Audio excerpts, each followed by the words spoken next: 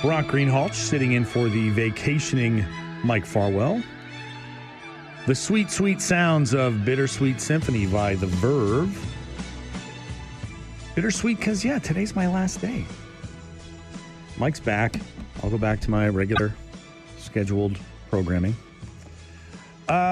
It was a barn burner at Jack Couch last night. The Panthers took on the Chatham-Kent Barnstormers.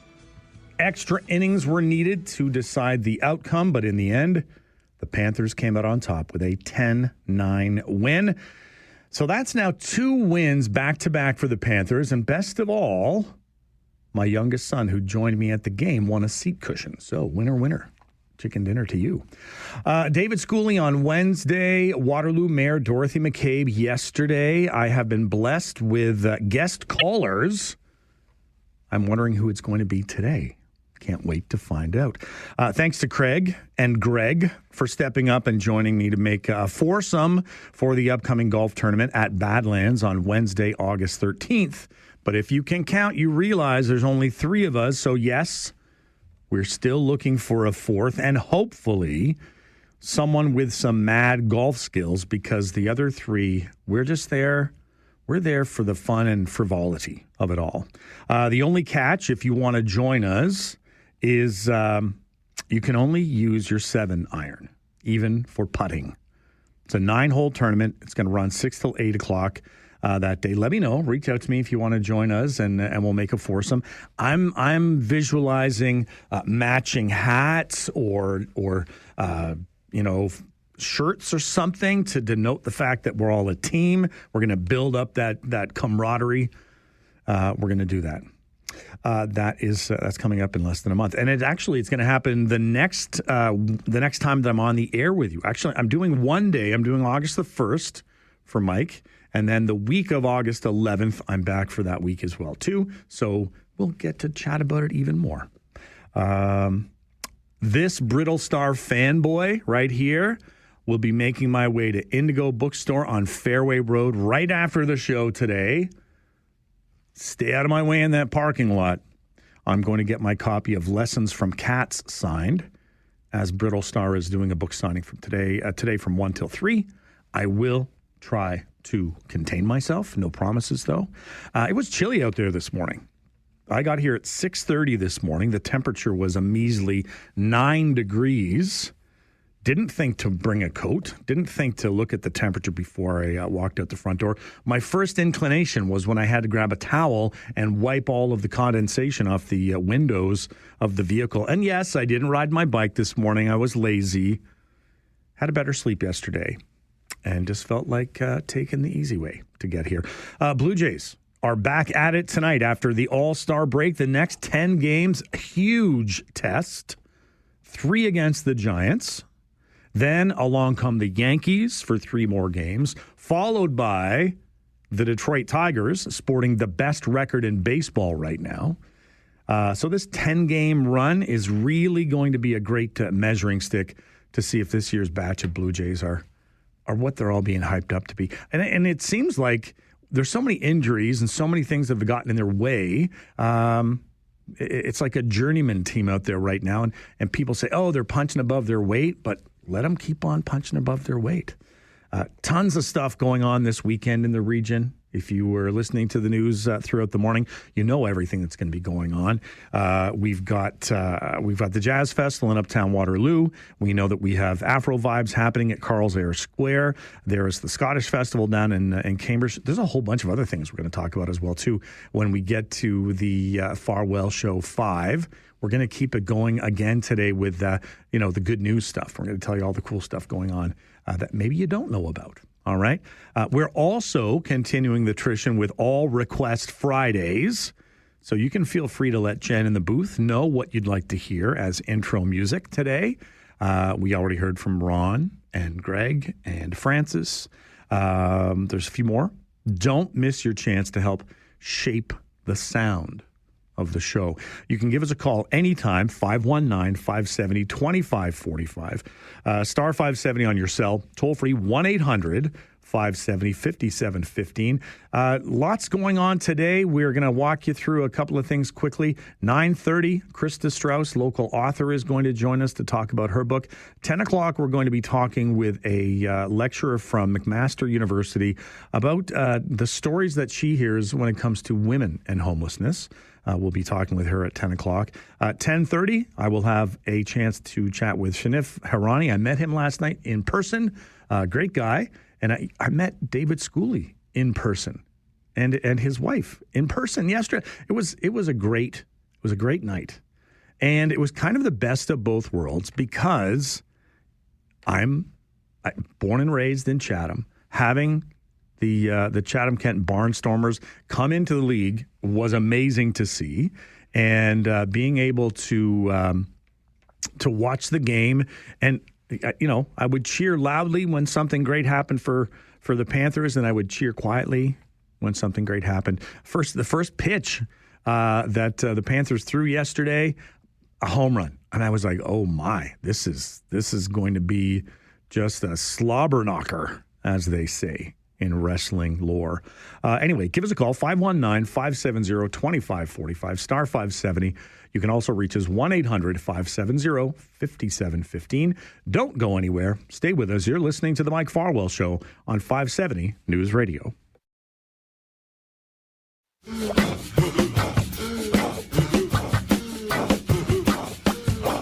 Tell me something good. Tell me that you love me, yeah. Tell me something good. Tell me that you like it, yeah.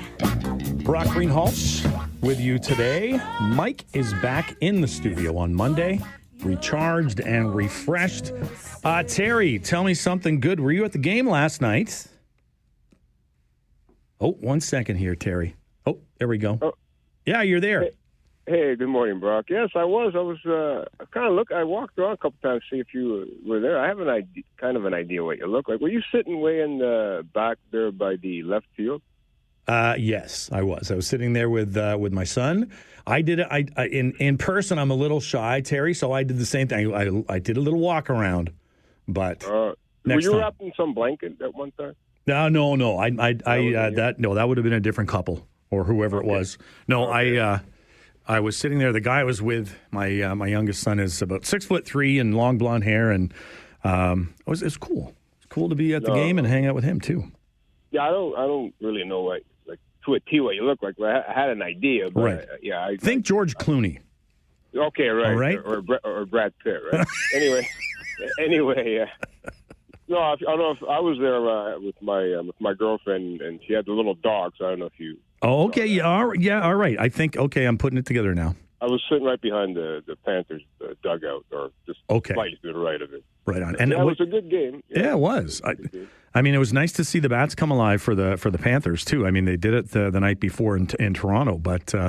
Yeah, great, and it's a great atmosphere. I like what they're doing there. It's they've got family activities, they've got the games going on in between the innings, and the giveaways and everything. It's nice to see the numbers there. Yeah, the scoreboard is really a nice touch. I wish they would just get rid of that chain link fence behind home plate. That is horrible. You can't pick up the ball when you're standing. Even I know they've added the ones on the edges there of the behind the just next to the dugouts. They didn't have that there, so they've added that, which causes even more of a distraction. But yeah, they need to put a wall behind home plate and put the screen mesh so you get better viewing, like most of the other parks have. Yeah, and I know there's the things in the works, and we'll see what we're gonna have a chance to chat later on, and we'll see what we come up with. But it was a great night. Thanks for calling in, Terry. Appreciate it. Yeah, one more quick Go for thing. It was 5-1, so I thought this is probably going to be a blowout. Oh, I know. They did come back and made it close, and it was. Yeah, the 10th inning. That was.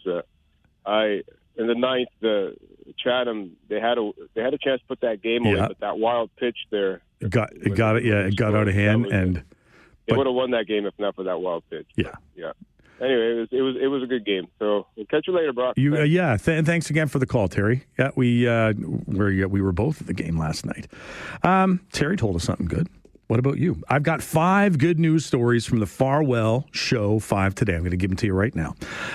Worked well the last couple of days. So here we go. No particular order. If you're thirsty, you can stop by the Taste of Preston after party in Central Park today, down in Preston. Get yourself a lemonade.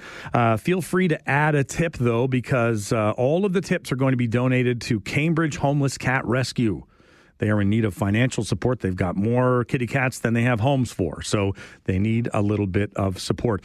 Taste of Preston Food Crawl has 15 stops, and you spend $20. You get 20 tasting tickets to spend on some delicious bites.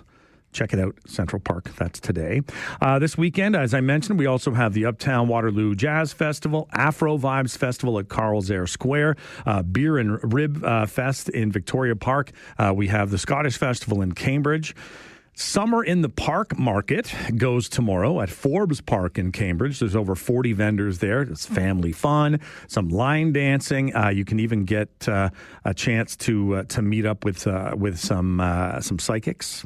They can tell you a little bit about yourself that you might not know. So check that out. That's tomorrow at Forbes Park down in Cambridge.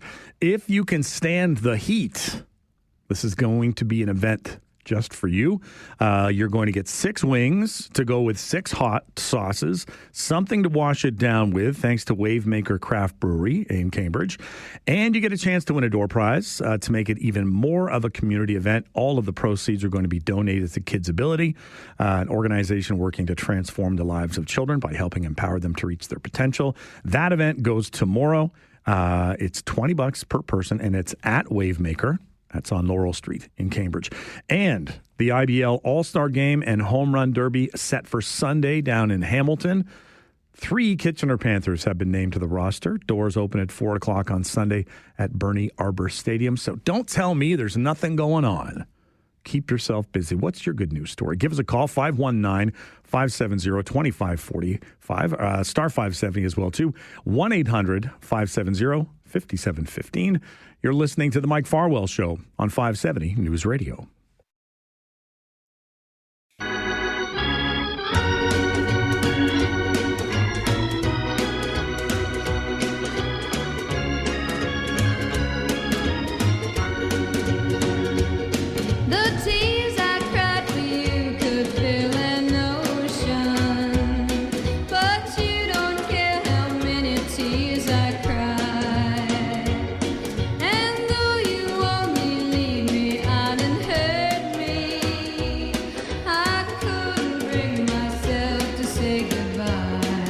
Thanks to Francis for that request of Connie Francis. Everybody's somebody's fool. Connie Francis passed away earlier this week at the age of 87. She was really a wholesome pop star back in the 50s and 60s, and then she had it was a string of tragic events later in her life that just it's a sad story to read about. But again, Connie Francis passing away this week at the age of 87. Let's take a quick look at the rest of the show today. So local author Krista Strauss is going to join us just a few minutes from now. We're going to talk about her historical fiction book, To Be True. And it's one of 6. It's the first one to be published, and we want to hear about all of that and how did she come up with the ideas, and we're going to delve into the story for sure.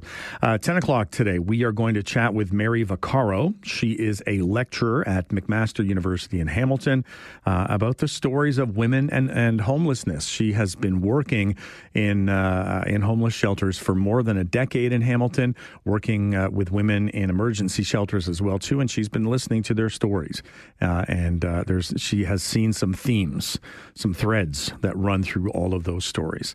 10:30, it's our weekly segment, WRSE Weekly. We take a look at what is going on with Waterloo Region Sports and Entertainment. Kitchener Panthers General Manager Shanif Harani is going to join us to talk about baseball. 11 o'clock this morning, it is the Friday 4 panel we will be joined by Tom Galloway, former Region of Waterloo councillor. Joanne McNeish, she is Associate Professor of Marketing at the Ted Rogers School of Business with Toronto Metropolitan University. David Marskell will join us as well, too, the CEO of the museum. And we are going to discuss homelessness. We are going to discuss heat and AI. And with the LRT, we're going to talk about what would ever happen if it made its way down to Galt and the positive impacts thereupon. At noon, it is it is your chance this week. Talkback. It's really your last chance as well. Noon until 1 o'clock. And you can give us a call, 519-570-2545, star 570 on your cell, 1-800-570-5715. And really, if there's anything else that comes up in the meantime, you can call us and let us know what's going on. We've got, as I said, tons of stuff going on this weekend. And it's great to be able to pull back and say, there's so many choices, I don't know where to go. So maybe we can map out how do we make sure that we check off all of the boxes this weekend, especially if you suffer from FOMO, the fear of missing out. The other term that I've heard that I like is called JOMO, which is the joy of missing out. The idea that, hey, it's okay to not be going a million miles an hour all the time and having to be at all of those different locales. And I've got to go to that concert and I've got to be here and I've got to do all those things. Sometimes it's great to put the brakes on, close the blinds, and just get yourself into a book. Get your jammies on, whatever you need to do. All of those things are possible with JOMO, the joy of missing out. Maybe you are one or the other. It's okay. You've got a whole list of items that you can check off the list this weekend between today and Sunday. There's not going to be a lot of time to rest, and just so many things happening in the region. We are going to get an update from the News Center, so stay tuned. You're listening to the Mike Farwell Show on 570 News Radio.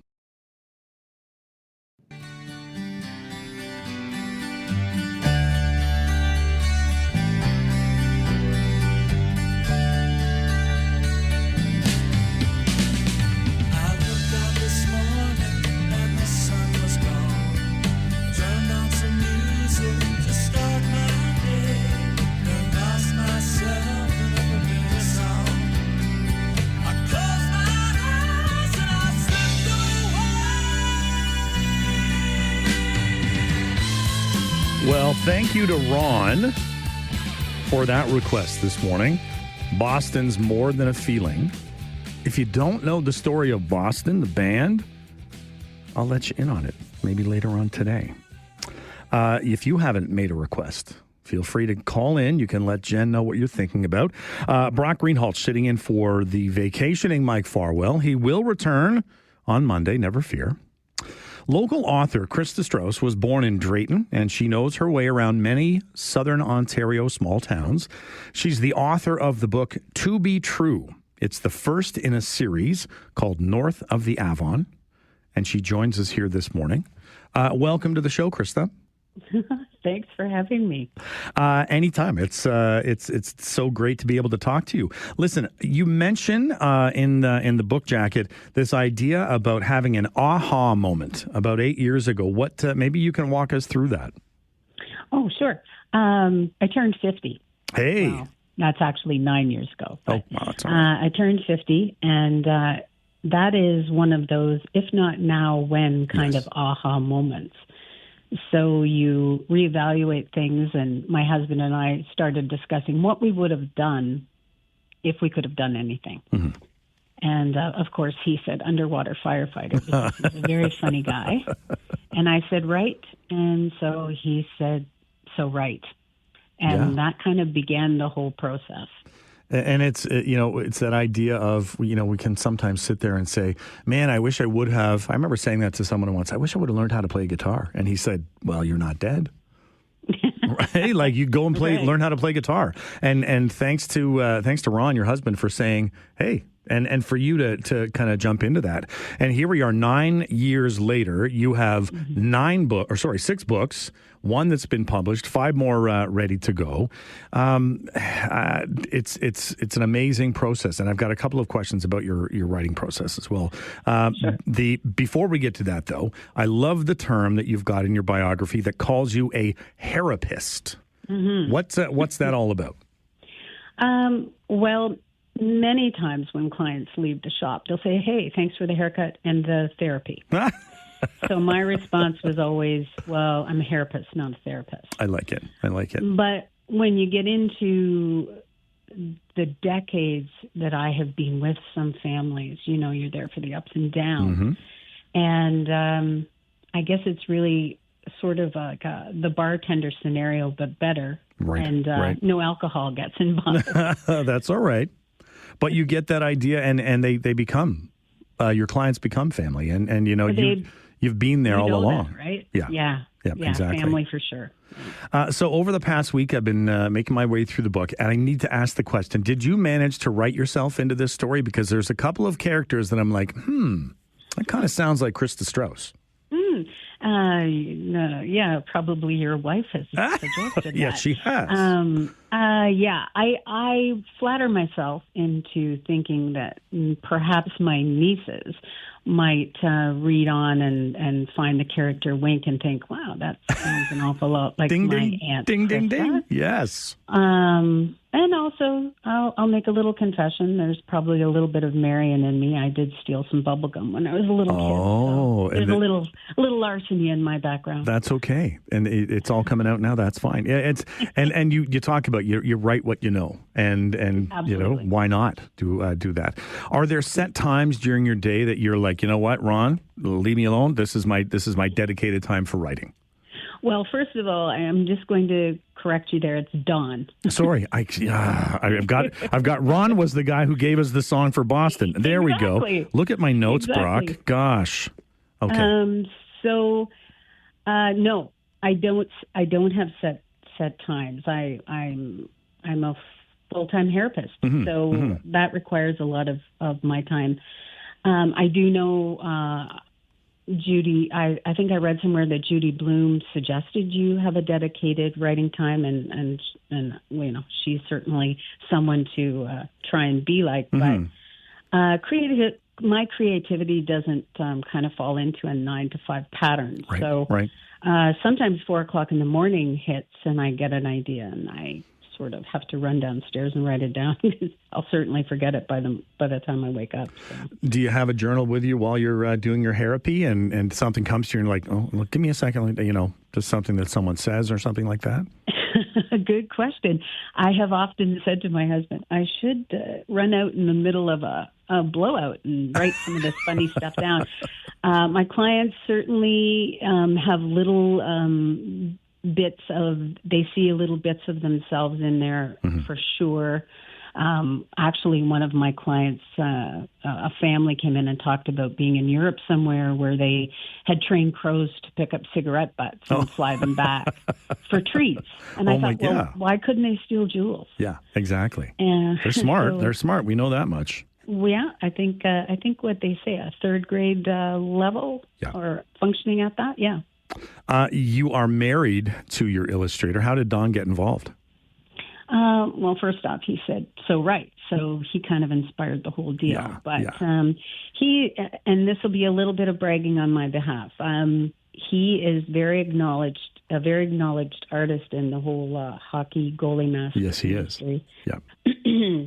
So he's actually accredited with the first open mouth design for the San Jose Sharks. So that's exceptional. That's very, very cool. How lucky am I to be able to sit on the sofa beside somebody with that kind of talent and say, I think I need a cover. Yeah. So the concept for my cover came quickly to him, and I truly couldn't have expected anything more perfect. So I'm really fortunate to be married to Don. I'm glad to hear it. Listen, are you willing to stick around for another 10 minutes or so? Would love it. Okay, we're going to take a quick break. Stay with us. Krista is going to stick around as well, and we'll have another segment. We'll have a chance to chat. I've got a ton of other questions for her. You're listening to The Mike Farwell Show on 570 News Radio.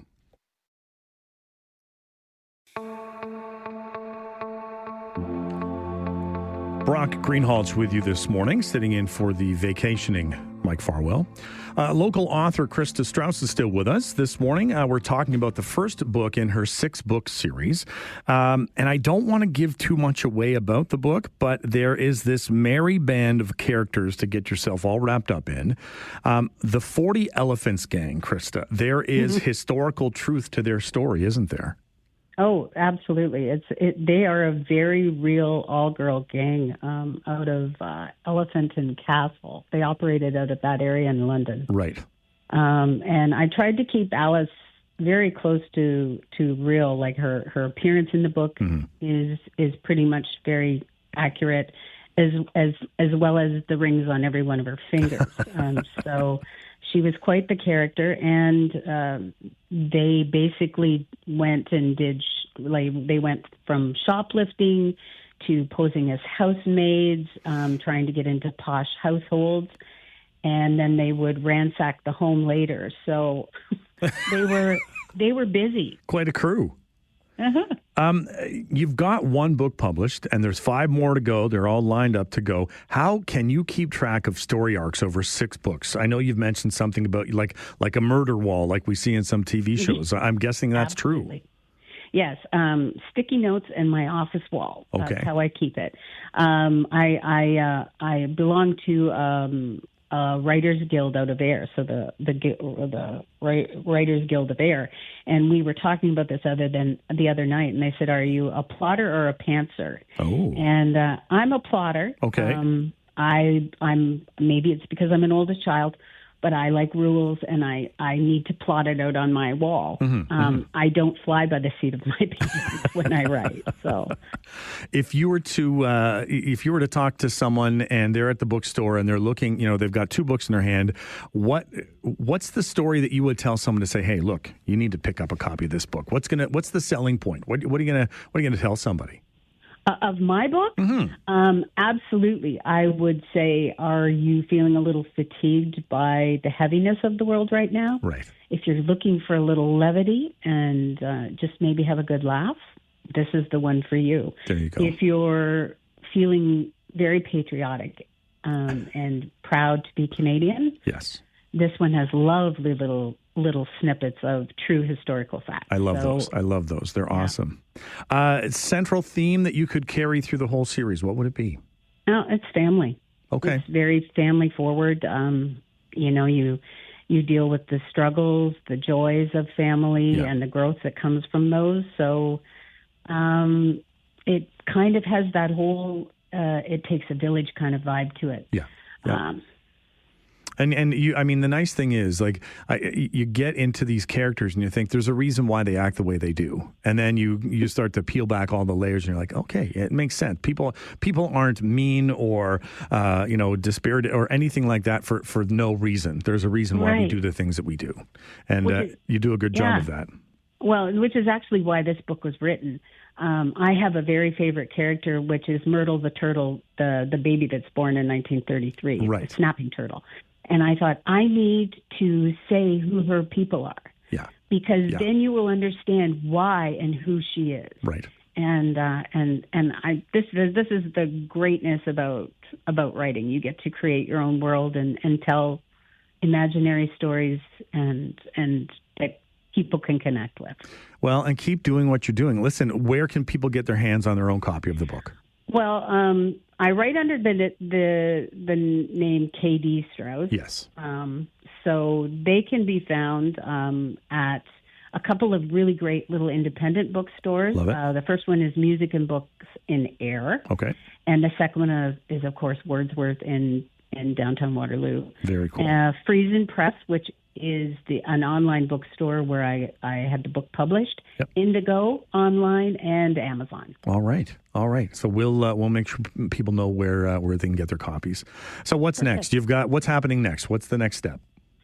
Well, my next book gets to go off to the wonderful editor that I have, Maggie Morris, in September, and she will work her magic on them and make them shine a little bit brighter. Well, good luck with everything, Kristen. Thanks for giving us some of your time today as well. Very, very kind of you to have me. Thanks, Brock. Enjoy your weekend. You too. Bye-bye. Thanks. Bye. That was local author Krista Strauss, and talking about, her book that's out right now, To Be True, the first in a series called North of the Avon, and she's got 5 more that are going to be coming out. The next one goes to her editor in September, so we'll see what happens there as well, too. 519-570-2545, star 570 on your cell. You can also call us toll-free, 1-800-570-5715. What are you reading right now? Stay with us. You're listening to The Mike Farwell Show on 570 News Radio.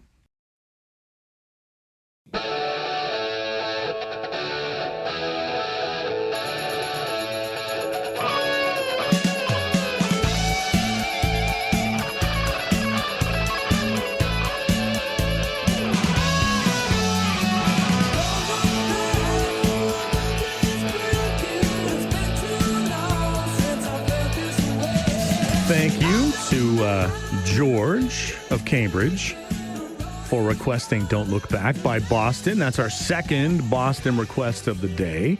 We've still got a few slots. If there's something that you wanted to hear, go ahead and you can call in. And if you're not interested in coming on the air, that's okay. You can let Jen know, and you can hear all about it. Or we'll hear all about what you've decided to do. So that's something that you might decide you want to do. So interestingly enough, the band Boston, one of the most iconic bands of the 70s and 80s, their background story is a little different than most because the founder of the band was a guy by the name of Tom Schultz. He's still around. He was trained at the Massachusetts Institute of Technology, MIT. He had a master's degree in mechanical engineering, was working for Polaroid back in the early 1970s. And at night, he would go into his basement. He had built himself a studio down there, and he would spend time crafting these demos for music. So it's basically like he was trying to put together his own album of music. He built much of his own recording equipment and really developed that sort of layered symphonic sound that you hear. It's iconic. When you hear a Boston song, you know what you're listening to. So mid 70s and probably 1976, something like that. He gets he knows that he needs a singer to kind of belt these out. He reaches out to Brad Delp. And Brad goes to L.A. and records the vocals. The album comes out in 1976, and it is a huge hit. And now he's got himself and he's got Brad Delp. Well, he needs an entire band. So goes out and recruits, guitarists, bass players, drums, and then off they go. And as they say, the rest is history. Second album came out just 2 years later, and Don't Look Back. That was the title track right there. But then there was a 7-year gap between Don't Look Back, and then the third album didn't come out until 1986, and that was called Third Stage. And Amanda was the big hit off of Third Stage. Unfortunately, back in 2007, lead singer Brad Delp passed away, and there was always this idea of there was some issue between Schultz and Delp, and they just never really resolved it.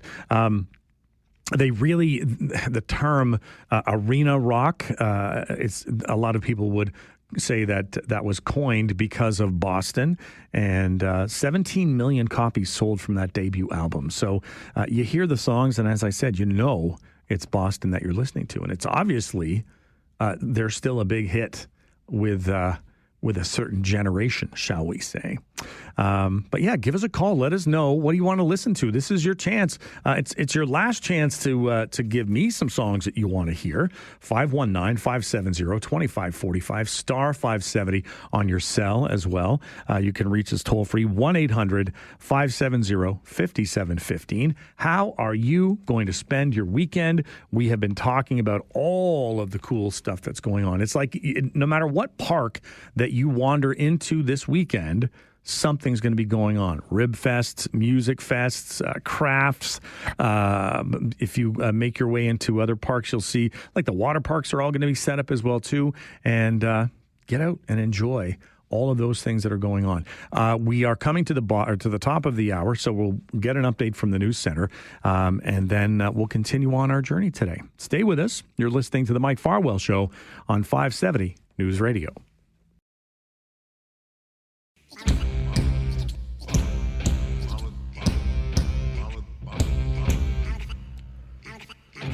Brock Greenhalgh sitting in for the vacationing Mike Farwell today. He will be back in the studio Monday morning. Earlier this week, we had a chance to chat with Regional Councillor Doug Craig about the homeless encampments in Dumfries Conservation Area in Cambridge. We talked about how important it is to listen to the lived experiences, the lived voices of individuals dealing with homelessness. Mary Vaccaro is a lecturer at McMaster University in Hamilton, and she recently wrote an article in The Conversation about how women are trapped in years of homelessness that often begin in their teens. Mary joins us on the show today. Thanks for giving us some of your time today, Mary. Thank you so much for having me.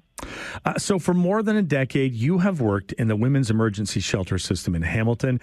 You've been listening to those experiences. What have you learned, Mary? I've learned that women who experience homelessness often do so for a really, really long time, despite the fact that they do interact with the services, the systems, the outreach workers, and the people who are, put in place to help them resolve their situations of homelessness. Many of the women that I've met have experienced homelessness for over a decade. And for many women, that began when they were younger women in their teens. That point that you've just made, that idea of it happening at front, starting off in their teenage years. Do you find that by the time let's say a decade goes by, that it's like the only life that they know? I think really when I have talked to women about their ideas for solutions to homelessness and to their own housing crisis, women really describe wanting a supportive housing environment because of what you just said. Many women have spent years going between shelters, hospitals, jails, drop-in spaces. And when they think about where they want to live permanently, they describe a highly supportive housing community. Some examples of that do exist in Canada, but they're few and far between. And we do have one here in Kitchener, don't we? Yes. So, I know that in the article you talk about that idea of managing homelessness versus resolving homelessness. That's an extremely powerful message.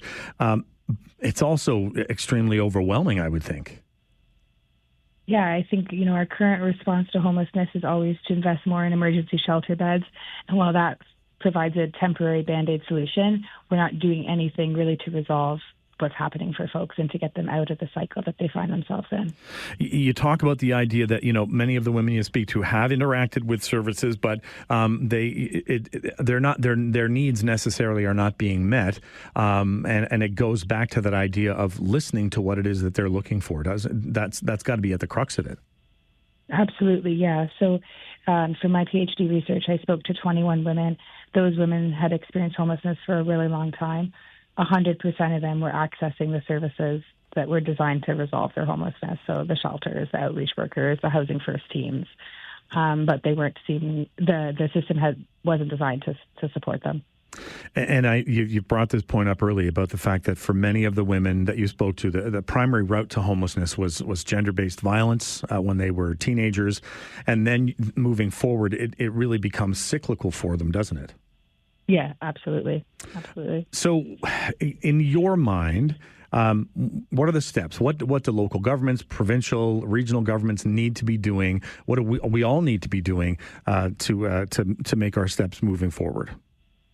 I think local governments, all levels of government, need to invest in permanent solutions, so highly supportive housing that integrates health and social services.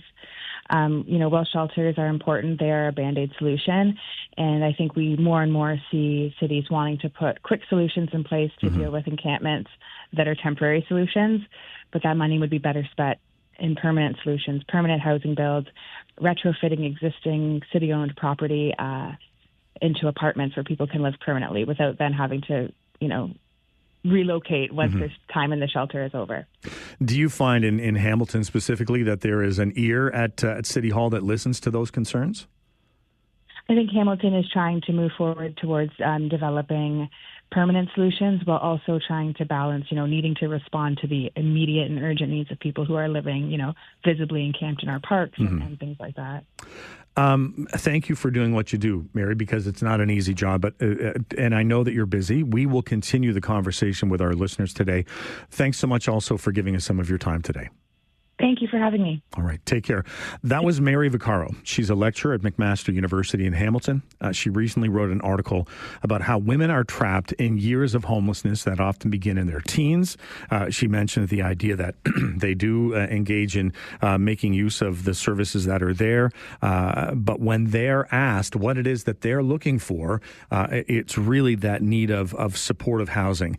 And in a lot of cases, it's just not available. So she talks about the fact she works with the emergency shelters. She knows that there's that immediate need in a lot of cases where you see people on the streets and in the encampments. But she also says, you got to pull the lens back and look at the broader picture and say, okay, well, and we brought that point up about the difference between just managing homelessness and resolving it. They're two different things. Give us a call, 519-570-2545. You can call us toll free as well, star 570 on your cell, 1-800-570-5715. And you can tell us your story as well, too. We know that coming up later, actually at 11 o'clock today, we're going to be talking about homeless encampments here in the region and how do you deal with those encampments. We've seen what happens when you take that angle of being roughshod and you go in and tear everything down and you pull everything out.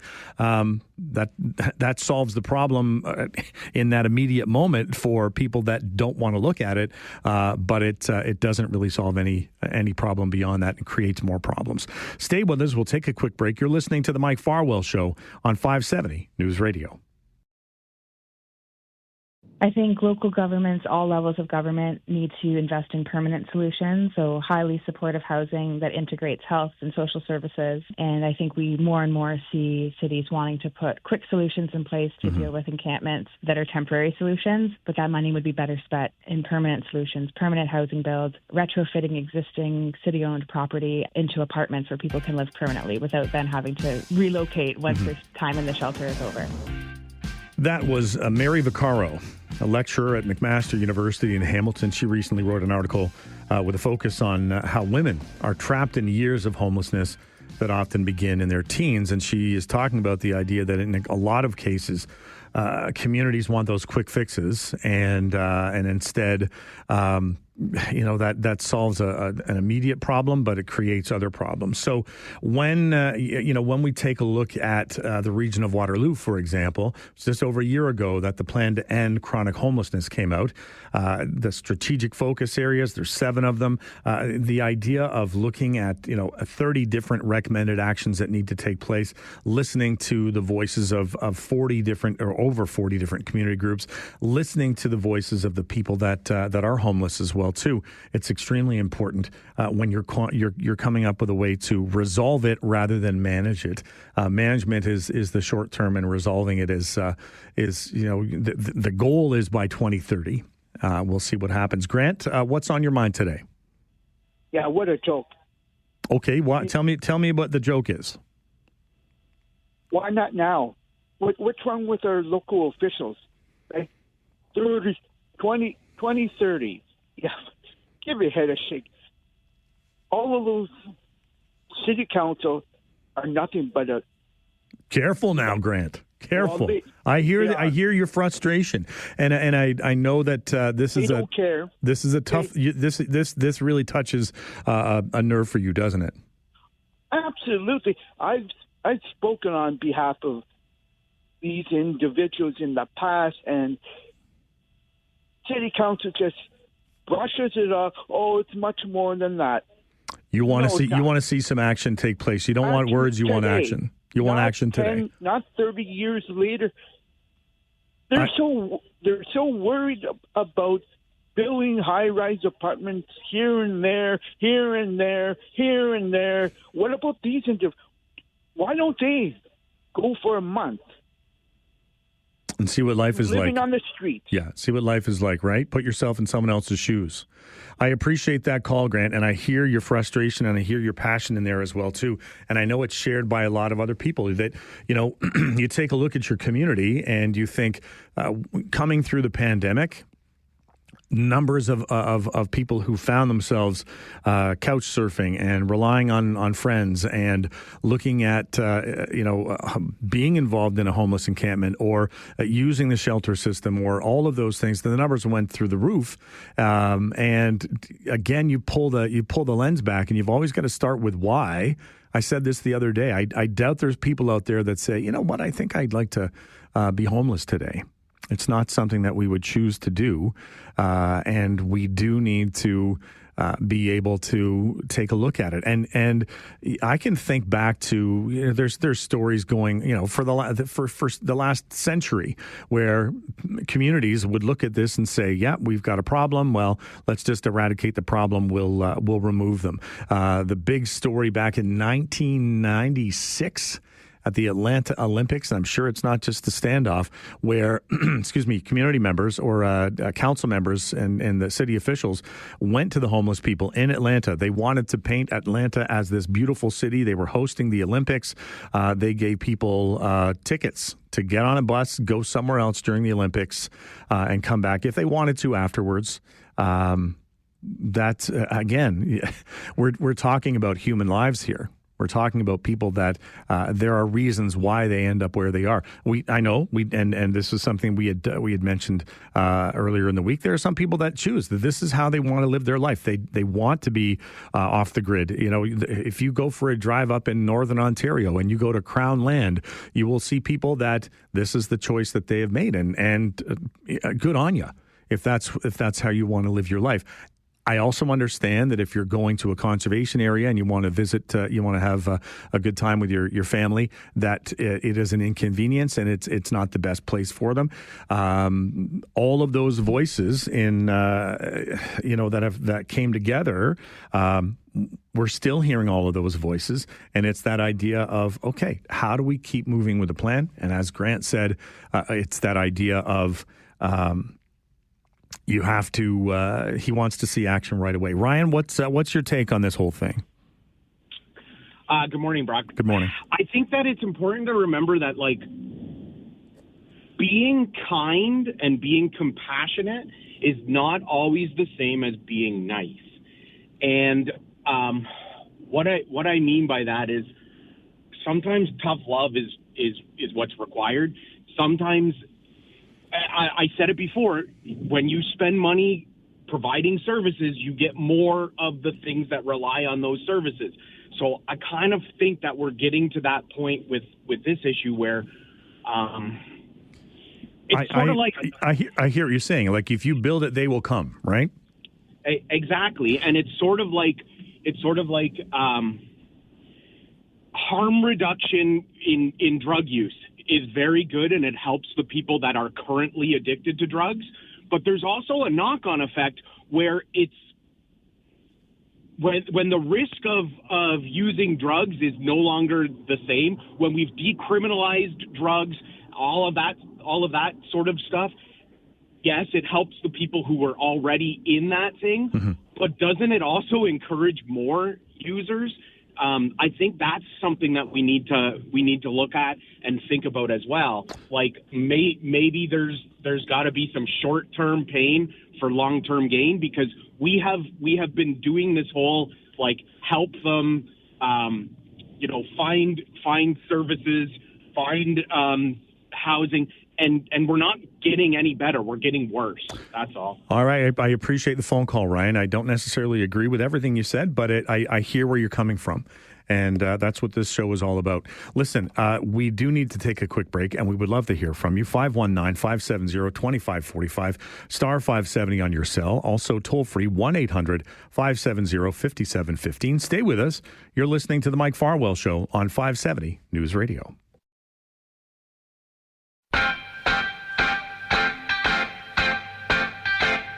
It's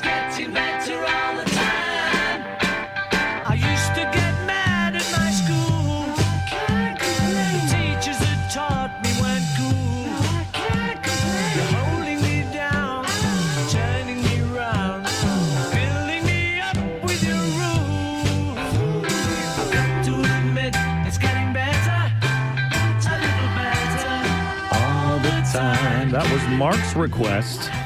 Getting Better by the Beatles. I don't know if it's getting much better, though, Mark. I'm back on the Ticketmaster website, just having a peek, because at 10 o'clock today is when the regular tickets, remember we had the whole issue with the pre-sale tickets. They went on sale a couple of days ago. I'm in the queue. There's only 38,000 people ahead of me.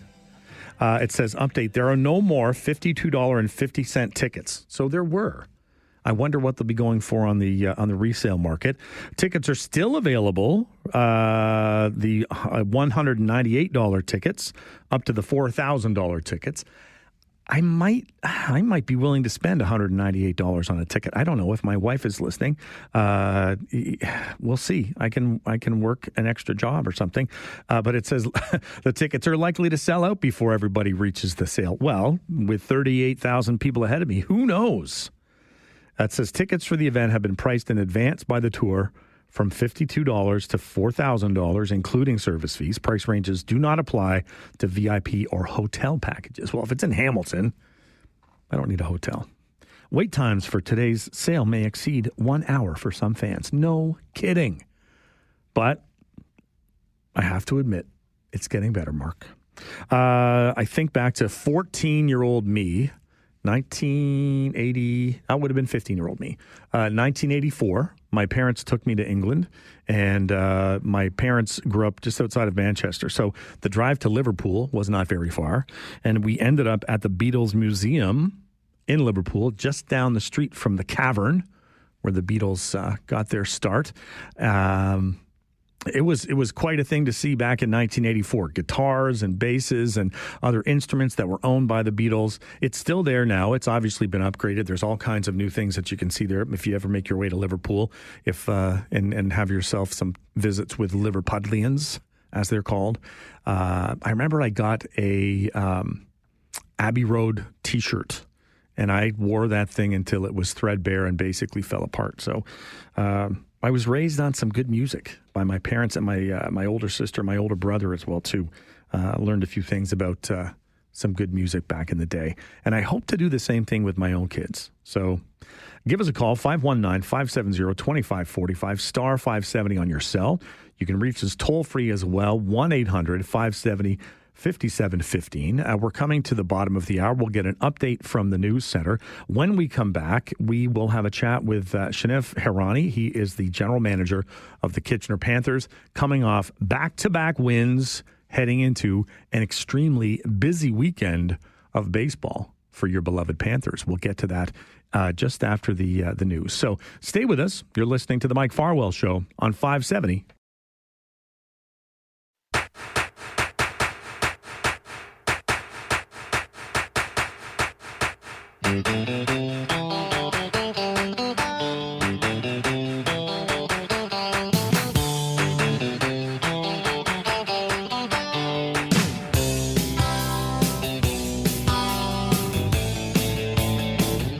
Brock Greenhalgh sitting in for the vacationing Mike Farwell today. He will be back in the building on Monday.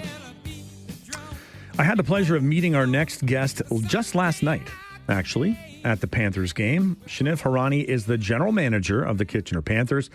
He oversees day-to-day operations. He manages player recruitment and development, and he helps ensure the long-term sustainability of the team's success.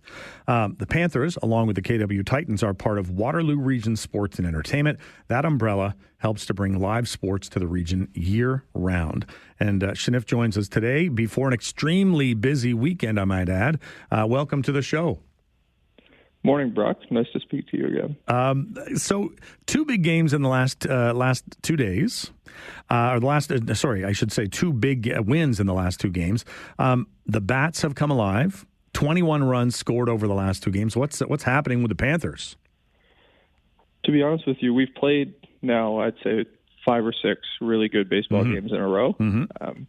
The first couple, we ended up on the wrong side of them, but our guys kept pushing and kept building on the things we liked, and we're finally starting to turn those into wins. You've got another 2 games in the next 2 days, followed by the All-Star game in Hamilton on Sunday afternoon. So you're on the road. You're going to take on not one, but the top 2 teams in the league. You've got Welland tonight and then up to Barrie tomorrow. You've got, as you said, you've got 5 or 6 good games in the rearview mirror. How are you feeling heading into these 2 games? We feel good. We're starting to build some momentum on our side. Our pitching has been much improved over this last little stretch here, keeping us in games. And then if we can continue to swing the bats, I like our chances this weekend to keep building some momentum into the All-Star break. Sunday afternoon, the IBL, the Home Run Derby, and the All-Star Game get underway over at Bernie Arbor Stadium in Hamilton. A few of the Panthers players are on the All-Star roster. Junior Ibarra starts as and catcher. Jordan Mandulay and Yosuke Fuji, were both named to the reserve squad. Are there any Panthers that you know are going to be taking part in the Home Run Derby? Yes. Okay. So our third baseman, Yosuke Fuji, will be in the Home Run Derby. Right on. It's still undecided which side of the plate he's going to hit from. He's a switch hitter. So maybe he can go back and forth. He said he's going to see how he feels in BP, maybe decide whichever way the wind's blowing out, he might pick that side to hit from. But we're That's looking awesome. forward to watching him out there. And it's a great day, and I know that it's well organized. You got a great spot for it too over in Hamilton. So it's one of those things where you've got this 9-team league now that Chatham-Kent's in there, and there is you've got an array of players. You've got guys on your team that are in their young 20s. You've got other guys that have been maybe into their 30s, sort of thing. Do you see when it comes to the Panthers that the more mature players, let's put it that way, do they really have a hand in developing the younger players? For sure, we do rely on some of our older veterans who have the experience, whether it's in the IBL or internationally, to share those experiences and make sure that in games like yesterday, for example, where it's a tight game, back and forth all day, that we play how we're supposed to. We keep our cool, stay relaxed, and know that they have the reason they're here is because they have the capability to compete. Mm-hmm. So we just have to make sure that they're on top of things and they know what they have to get done. And they love. I mean, if you're still playing ball in your 30s and or beyond that, it's for the love of the game, isn't it? It is. These guys, we have a great group of guys. They love baseball. They love to be at the field every day. And that rubs off on the younger players as well. And, of course, their goal is to be able to play into their 30s and then pass that on to the newer generation when it's their time. So you've got a dozen games left. You want to put some distance between yourself and most likely the Brantford Red Sox to hang on to that playoff spot. You're feeling pretty good about those chances right now. When the thing that I've noticed in coming to the Panthers games right now, there's that eye on keeping traditions in place while building up the fan base as well. So last night, you've got it's geared to families. You've got giveaways. You've got games for the kids. You've still got the 50-50 draws and a great merch shop. If someone hasn't been out to a game in a while, what do you want them to know? Yeah, it's a great question. We are geared towards families. It's a great way to come out in your city, support a local team with great history, but also it's more than just a baseball game. There's also entertainment value too. We have giveaways, as you mentioned. Like yesterday, we did our seat cushion giveaway. And then 2 weeks ago, we also did a bucket hat giveaway. Mm-hmm. There's opportunities for kids to get on the field. Yesterday, we had the Waterloo Ghost softball program out there. So their U9 team was able to run out onto the field with our players for the national anthem. And then throughout the game as well, we have McKenna Murray, who is our in-game host. She does a great job interacting with the fans, bringing kids onto the field for different games like Dizzy Bat, and also more opportunities to win prizes. Thanks to our friends at Domino's, we're able to give away around 50 free pizzas to fans every game. And that game seems to be a hit as well. I was sitting in the wrong section last night, but that's okay. When it comes to, I know you can't probably, sometimes you can say some stuff, but any sort of news on changes to the stadium or upgrades or anything like that, you can kind of let us in on what's happening? Yeah, of course. The one main thing that I can say is behind home plate, we are going to be changing the seating heading into next season. All right. So there will be stadium-style seats behind home plate for next year. Okay. That actually came up in conversation earlier today with one of our callers. So that's good to know. And it's not it's a long process, and I know it's important to keep people comfortable, and you don't want to kind of upset the apple cart too much. But I'm glad that we're starting to hear those changes. Listen, Shanif, it's been great having a chance to meet you yesterday and have a chance to talk with you today. Good luck on the weekend, and get some rest if you can at some point. I will try. Thanks, Brock. All right, take care. That was Shanif Hirani. He is the general manager of the Kitchener Panthers, and we were just been having a chat about taking a look at the rest of the season. They've got a lot going on. 12 games left, 2 games back-to-back this weekend, one tonight, one Saturday, and then it's the All-Star game over in Hamilton. They currently are in 8th place in the division, and that means that if they stay in that spot, they've got playoff aspirations, and with 12 games to go, there are lots of other directions northwards and higher up that they can go with that as well, too. Stay with us. We'll take a quick break. When we come back, give us a call, 519-570-2545, star 570 on your cell, toll-free 1-800-570-5715. If you haven't been to a game, get yourself to a game. Stay with us. You're listening to The Mike Farwell Show on 570 News Radio.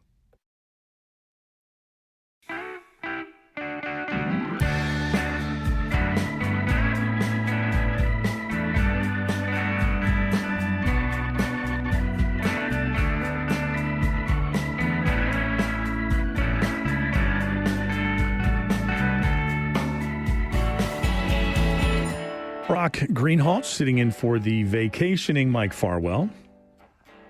If you haven't been to a game at Jack Couch Park in a while, I highly recommend that you go. You can buy tickets online. You can buy them at the door. There are pops to be drank and sausages and hot dogs to be eaten and popcorn. And if you're so inclined, you can chase down foul balls and home run balls and return them to the little tuck shop that's there and get yourself a treat.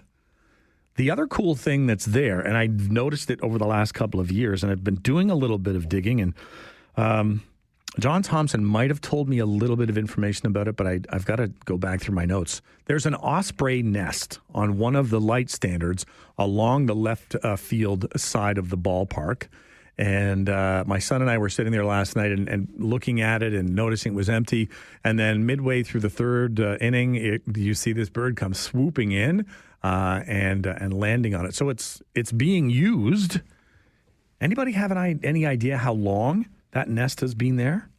I'm just curious because I would think it would get fairly warm up there, especially during game nights when the lights are on.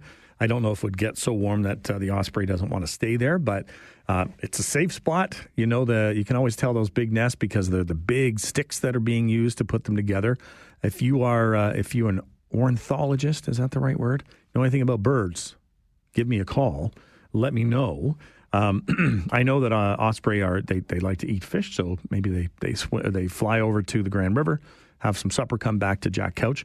Give me a call, 519-570-2545, star 570 on your cell, toll free 1-800-570-5715. What can you tell me about the osprey that sits in the nest along the left field line at Jack Couch Park?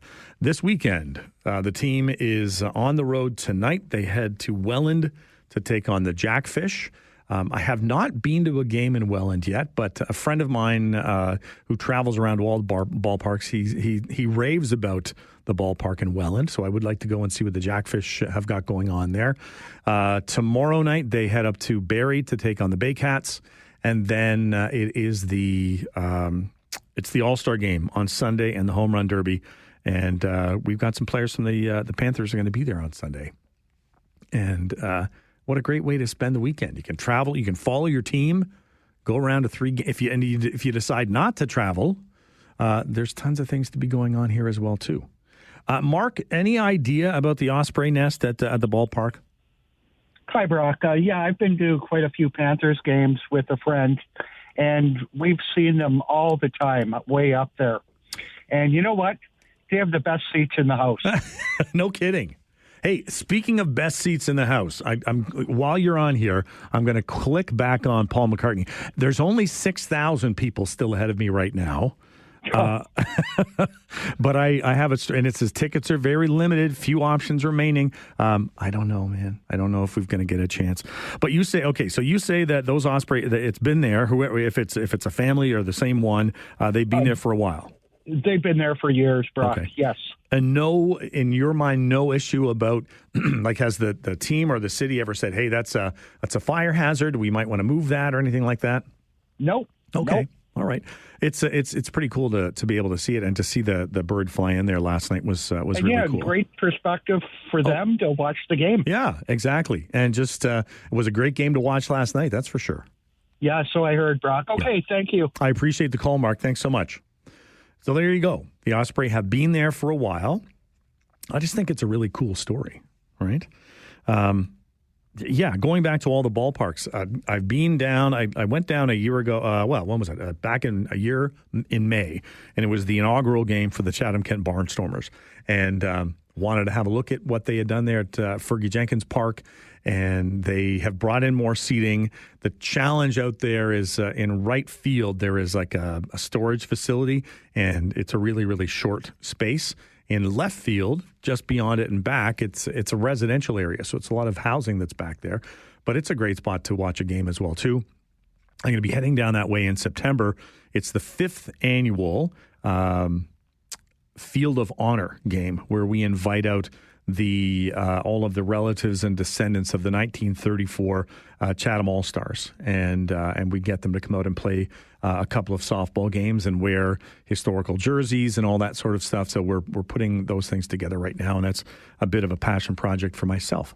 Get out and enjoy all the things that are going on this weekend. Give us a call when you let us know what it is that you're planning on doing. 519-570-2545, star 570 on your cell, toll free 1-800-570-5715. We'll take a quick break. Stay with us, though. You're listening to The Mike Farwell Show on 570 News Radio.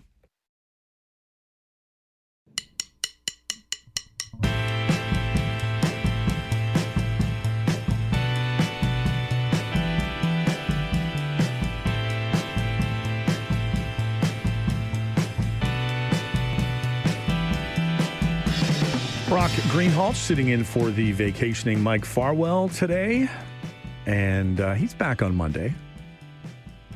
I can't wait to hear what he has to say on Monday. Earlier in the week, I was concerned that I would have to write up a bunch of notes as the supply teacher and give them to the regular teacher, but things have eased off a little bit. There's nobody in the jackwagon jail, and people, for the most part, have been behaving themselves. Now, whether or not that's true for the next hour, we'll have to wait and see. Tom Galloway, Joanne McNeish, and David Marskell will be joining me for the Friday 4 panel. We are going to be talking about everything from homelessness in the region to the heat, which thankfully eased off a little bit today. Also, AI medical scribes. It seems to be one of the things that doctors are really happy with. And LRT, that it's going to bring energy and investment and people back to Galt. We're going to see whether or not our panelists agree, disagree, and really, I think it's my job to kind of be the cat herder. That's kind of how I see things. I'll put in my own 2 cents if need be, but I would like to hear what they have to say, and we'll have some fun. It's also it's a little not disheartening, but I'm thrown a little bit because I'm in a Zoom chat as well right now. So I'm looking at myself talking, and it's muted on my laptop, and it's a lot of things for an old fellow like me to deal with. But we'll get through it. No biggie. What have you got on for this weekend? We know there are tons of things out there that you can spend your time on. Maybe you want to take some time just to take it easy, right? You want to recharge your batteries by staying at home. Maybe you've got laundry to do or chores around the house, or you want to binge watch some television. And all we've been doing is telling you all the cool things that you can be doing. And I know I said it earlier today that right at 1 o'clock today, nobody better be parked anywhere near me. I'm part of the 105 Track Club. going to race my way down carefully to the Indigo bookstore because Brittle Star is going to be there. And I have spoken with him numerous times on the phone. He was a big supporter of me when I had come up with the children's book a few years ago, but I've never met him in person.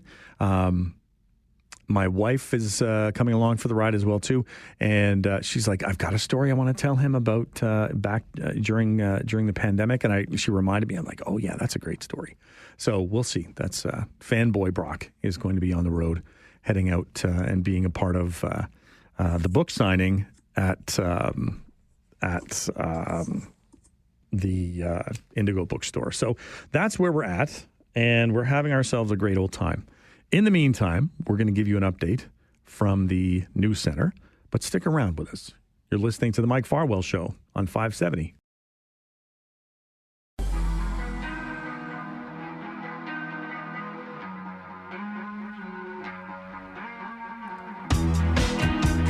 Brock Greenhalgh filling in for the vacationing Mike Farwell. He's taking a bit of a break, but he'll be back on Monday. Never fear. I'm the newbie here. I'm the rookie when it comes to what we're about to jump into for the next hour. It is the Friday 4 panel. So today we have Tom Galloway, former Region of Waterloo councillor, Joanne McNeish, Associate Professor of Marketing at the Ted Rogers School of Business at the Toronto Metropolitan University, and David Marskell joins us as well, CEO of the museum. Hello and welcome to everybody. Good morning, Brock. You can hear me okay and see me and all that sort of stuff? Oh yeah. All right. Yeah, I'm learning here that I better stay muted on my laptop. Otherwise, we'll have nothing but echoes going back and forth for the next hour. We don't want that. Thanks for joining us and for being a part of this. We've gone ahead and we've got 4 news stories that have either we've been talking about them throughout the week or the newsroom's been talking about them as well too. And I think if you're good with it, we can go in the order that they probably were sent to you by Justine as well. So the first one, and I'm going to go basically sort of on the how you're all set up on my screen here. Tom, if you want to weigh in on topic number 1, the question is, do you think we should be removing people experiencing homelessness from GRCA properties? And it's connected to a story we talked about where there are a number of encampments in Dumfries Park down in Cambridge. Maybe you can start us off with that. Yeah, okay, Brock, and thanks for the invite to be here today. Well, homelessness at a broader level, of course, is a huge issue, and I think maybe Mike has it on the agenda pretty much every Friday, it seems at least.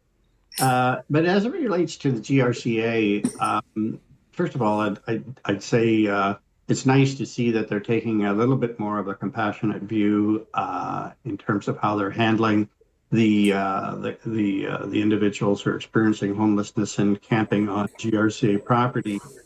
But it kind of comes down to the question that I always pose: if they don't camp there, where then are they going to camp? Right.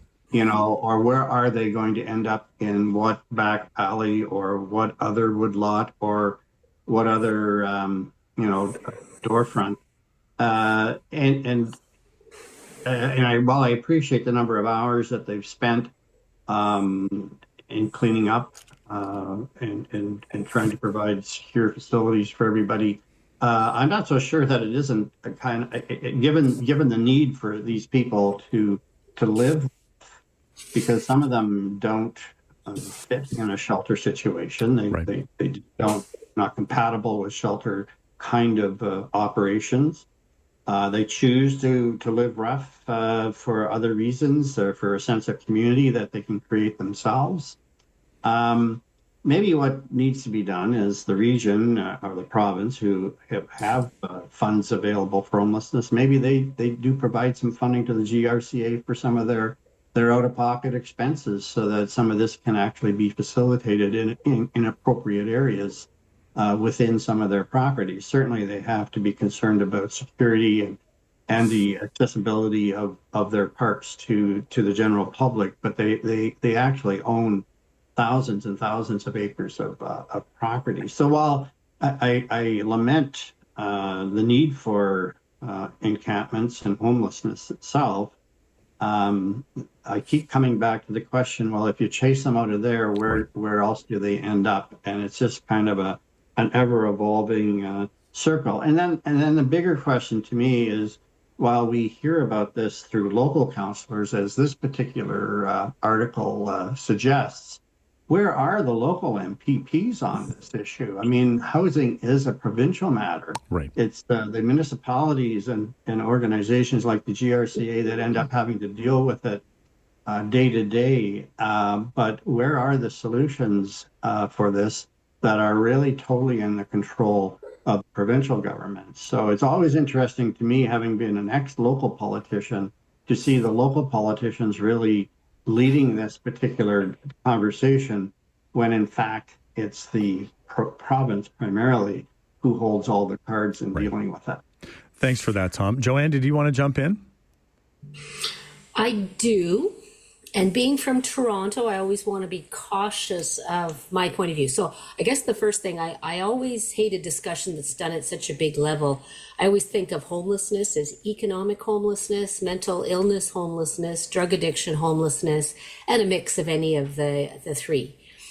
But, and Tom just said something really interesting. They choose to live rough. So I think of people in India.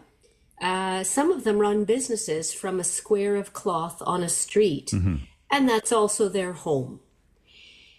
And it struck me when I was in downtown Toronto, having ridden the subway with 4 guys sleeping on 3 seats in the subway, having walked out and been screamed at by somebody on the platform, and then gone upstairs and watched them wandering around the shopping mall. I'm thinking maybe, could we get radical about this? Okay. People who are economically homeless, if we believe studies, and we don't seem to believe anything anymore, it says that if you give someone who's economically homeless, literally doesn't have the money to get started, you give them a chance with a very briefly accommodation and a job, in rapid order, they resort themselves. Right. Mental illness is a challenge because unless you stay on your medication, you descend back into the mental illness again. And some mental illnesses are at best controlled with medication. But as I've read, it's not a pleasant experience for some of the medications. And then drug addiction. And I know we have, through pharmaceutical advertising, said drug addiction is a disease. Drug addiction is a choice, in the sense that you start drugs at a particular point in your life, and unfortunately, it's then coupled with a chemistry that causes you to take more and more of it. So it seems to me my compassion goes to those with mental illness because they did not choose what happened to them. However, our province and our federal government, in their wisdom, closed all the central facilities for mental illness, dumped everybody on the street and said, oh, trust us, there will be community support. Given the nature of some of these illnesses, the support is insufficient in that unless you take the medications regularly, they're of no effect. You're briefly fine, you come back out, and you can't continue. So it seems to me we need a radical approach to this. Do we take people who have made poor choices in life, like drug addiction, and if they're choosing to live rough, put them in Northern Ontario in true encampments, put them to work doing various kinds of jobs, and discover how many of them actually truly choose drug addiction, being on drugs, and how many of them have just fallen into bad habits, like we all do fall into bad habits. People with mental illness, I hesitate to suggest large facilities again, but it seems to me the community model's not working, and economically, where can I sign up to support somebody with an apartment, fleeing an abuse situation? So long answer, but homelessness is increasing according to the numbers. So all of the solutions we're doing are not working. So we need brand new solutions. And I'm not a smart person in this area, but I've had a point in my life where I was literally $5 away from being homeless. So I know the horror of economic homelessness, and you're in despair because you don't know what you're going to do next. Thanks for that, Joanne. And I don't mean to cut you off, but we are. Please. I'm going to take a break, and then we'll come back. We're trying to basically, about every 10 minutes, we're going to give an update for traffic and weather. Tom, when we come back, I want to hear what you've got to say. Stay with us. You're listening to the Mike Farwell Show. It's the Friday 4 panel on 570 News Radio.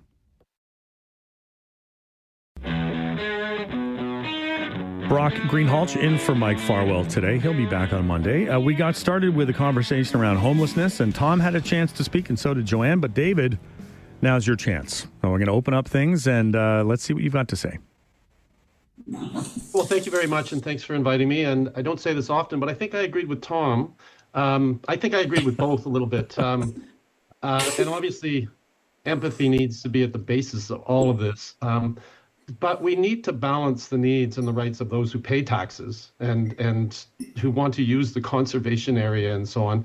And the unhoused, they also have a right to housing. And the three governments need to get together. And I know the lead isn't necessarily the regional government, but they're making some headway, but it's not enough, and it's too slow in what they're doing. And it's just such an obvious one that they need to sit down and truly try to address. I mean, the other side, and Joanne kind of went there, the reality is some people do not wish to be housed. And then you have the distinction between unhoused and those with mental illness or some type of drug dependency. And for those people, I feel some type of mandatory health should be used to help get them off the street and get them to proper medical attention. And again, it is radical and so on and so forth, but they need help and they're not getting it there.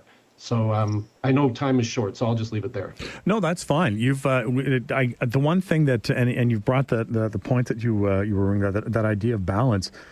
We were having a conversation earlier today with a researcher at McMaster, and we were talking about the difference between managing homelessness and resolving homelessness, and how important it is to listen to the words of those people that it's their lived experience. If you're choosing to live your life rough, and this is kind of on Joanne's point, you've kind of you're off the grid. You've decided you don't want to be a part of all of those other things, and we know you see these sorts of encampments and so on up in on Crown land areas up in northern Ontario, for example. That's one thing. When I spoke to the researcher, she had been talking with her focus was really on women in homelessness, and she said it's cyclical for a lot of them. It ties into sexual abuse from when they were teenagers, and it begins at that point. And they do take advantage of the services that are there, but can never really truly break free. So when she would speak to them, their answer was, I would like supportive housing. I would like something where I have all of these supports in place, because I just don't trust the shelter system, or I don't trust working with certain individuals. So you're right. It's not a cookie cutter. It's not a one size all solution that we would come up with. But I really enjoy the fact that we've had a chance to talk about it. I'm still learning how to work the clock around here. I've got about 20 seconds. So what I'm going to do is I'll plant the seed in your brain. We'll take our next break, and then we'll come back and I'll have Joanne start this time around. If we go with question number 2. I know it's a little cooler out there today, but not everyone has access to AC or pools. We're sweating it out. Should we be more concerned about extreme heat with climate change and where we're at right now? So think about that. We'll come back and we'll have ourselves another chat. Again, Tom Galloway, former Region of Waterloo councillor, Joanne McNeish, Associate Professor of Marketing at the Ted Rogers School of Business, and CEO of the museum, David Marskell, joining us today on the Friday 4 panel. We'll take a quick break. Stick around. You're listening to the Mike Farwell Show on 570 News Radio.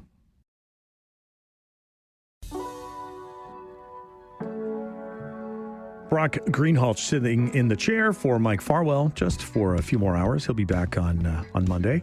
It is the Friday 4 panel Tom Galloway, former Region of Waterloo councillor, Joanne McNeish, Associate Professor of Marketing at the Ted Rogers School of Business, and David Marskell, CEO of the museum, join us on the panel today. We've got a few minutes, and we're going to have Joanne start us off with topic number 2. The question is it hot enough for you?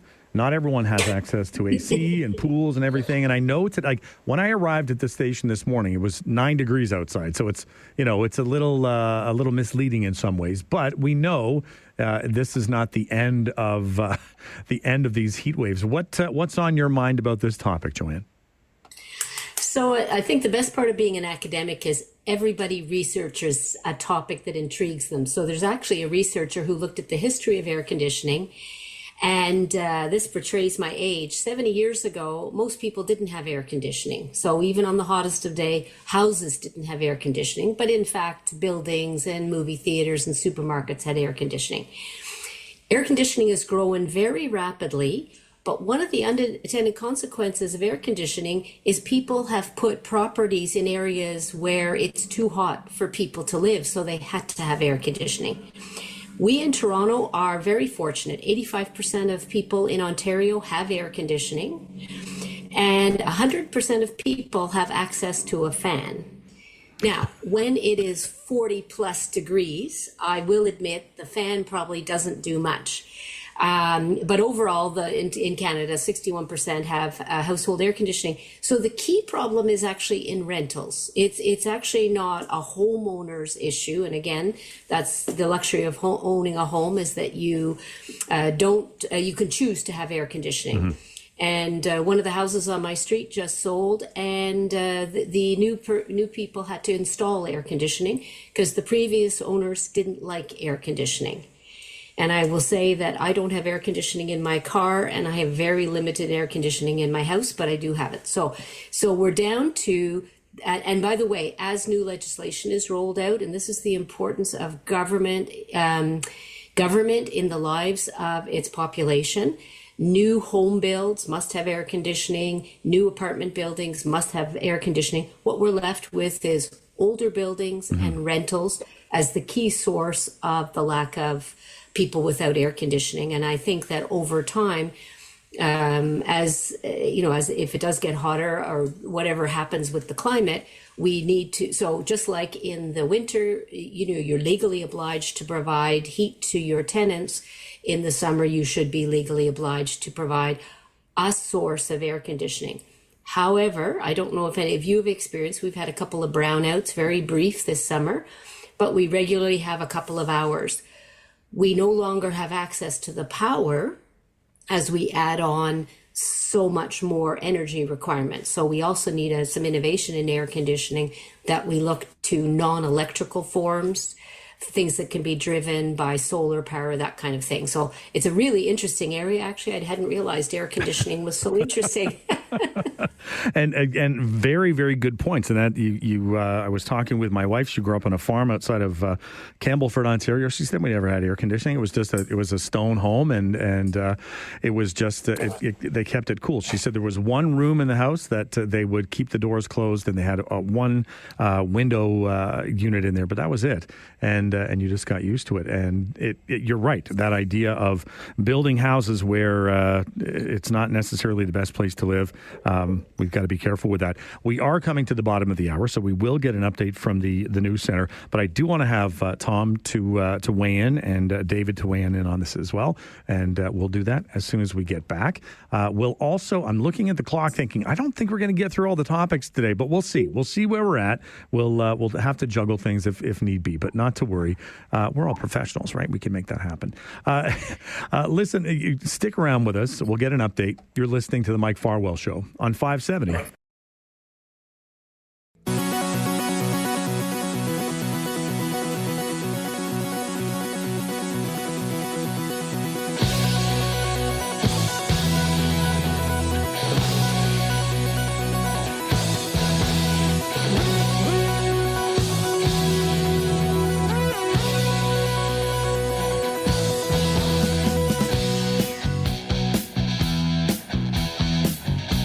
That's for you, Greg.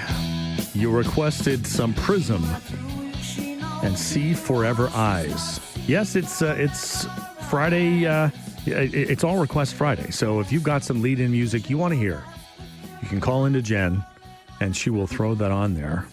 I don't know as I've ever heard that song before, but that's okay. David, is it hot enough out there for you? What say you? Well, first of all, I thought that was The Who. It's awfully similar to some Who music, I feel.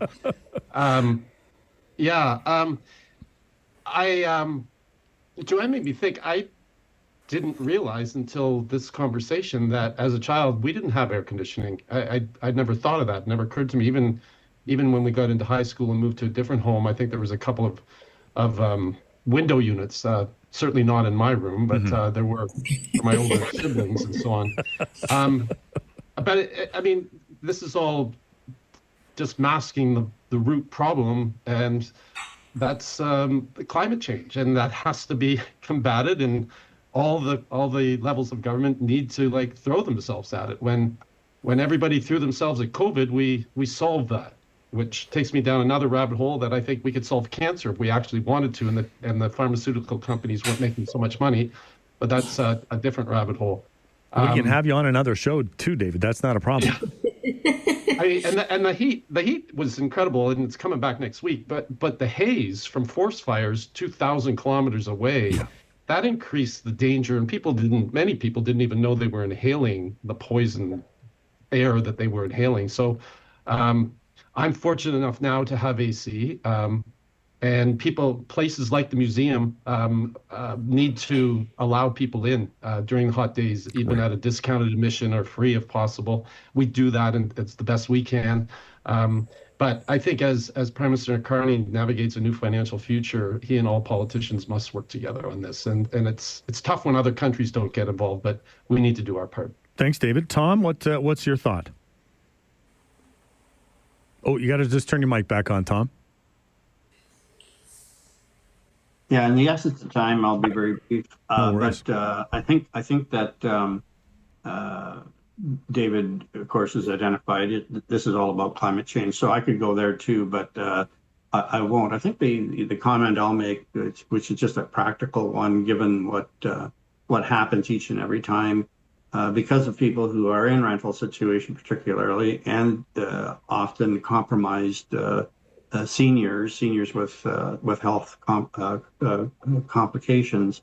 I think we all need to look in on these people and make sure that they're doing okay, because if anybody's going to be negatively affected from a health point of view, it's likely going to be a compromised senior living in an unair-conditioned rental unit or an unair-conditioned home. So I think just trying to educate neighbors and family members to look in on those seniors is something that we should all do. That's a great point, and thanks for that, Tom. You're right. We've kind of circled around things and come back, and it's been brought up a couple of times. I mean, I think back to being a kid, and there was one window air conditioning unit, and it was in my parents' bedroom. So you would surreptitiously sneak into the bed. The door was always closed. So you would sneak in there, shut the door behind you, lay down on the bed until your parents realized that they couldn't find you anywhere else and chased you out of the room, as though you were going to use up all of the cold or something like that. There was a big shift, though, I think, when I was in high school. My parents did go and get an air conditioning unit for the whole home, and that came along around the same time that my parents got a VCR. So I was just amazed that they were willing to, kind of step into the 1980s at that point. But I'm going to go back to your point there, too, David, that idea of the smog. I was driving to the airport back on Wednesday, and just coming over the ridge, I was like, oh my goodness, this is a daily occurrence for Joanne. She walks out her door and it's right there. Do you notice it, Joanne? Oh, the smog, absolutely. Yeah. Sitting on the top of the city, the sky of the city. Yes. Because I always look to the CN Tower, and it's been in the fog for the last 2 weeks. And the smell of the forest fires so far away, exactly as David said. Wow. Yeah. And that's where we're at right now. We are going to take another break in about a minute. I'll put it to you this way, David. I'd like you to start the next topic. We'll just keep going down the list.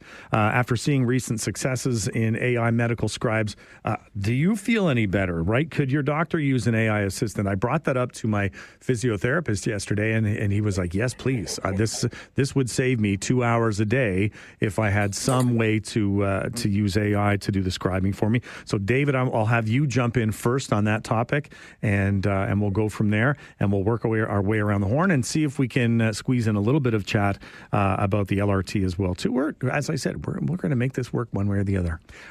Again, our guest today, Tom Galloway, former Region of Waterloo councillor, Joanne McNeish, associate professor of marketing at Ted Rogers School of Business, and David Marskell is the CEO of the museum. You are listening to the Mike Farwell Show on 570 News Radio.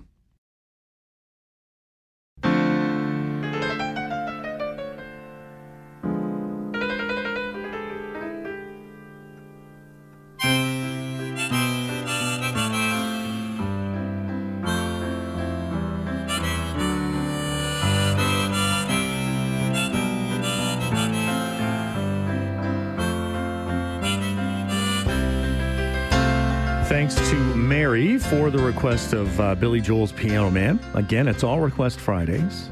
It's your chance. Brock Greenhalgh filling in for the vacationing Mike Farwell. I am joined today by Tom Galloway, former Region of Waterloo councillor, Joanne McNeish, associate professor of marketing at the Ted Rogers School of Business, and David Marskell, CEO of the museum. We are doing something called the Friday Four Panel. We give the panelists a series of questions. We put them on the spot, and then we have a discussion, and it's gone swimmingly so far. And I just wanted to make sure, David, that was not the Who.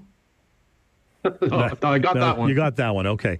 So the question number 3 says, after seeing the recent success of AI medical scribes, do you feel any better? Could your doctor use an AI assistant? I guess the question is also asking, do you feel comfortable with your doctor using an AI assistant? David, any thoughts on that?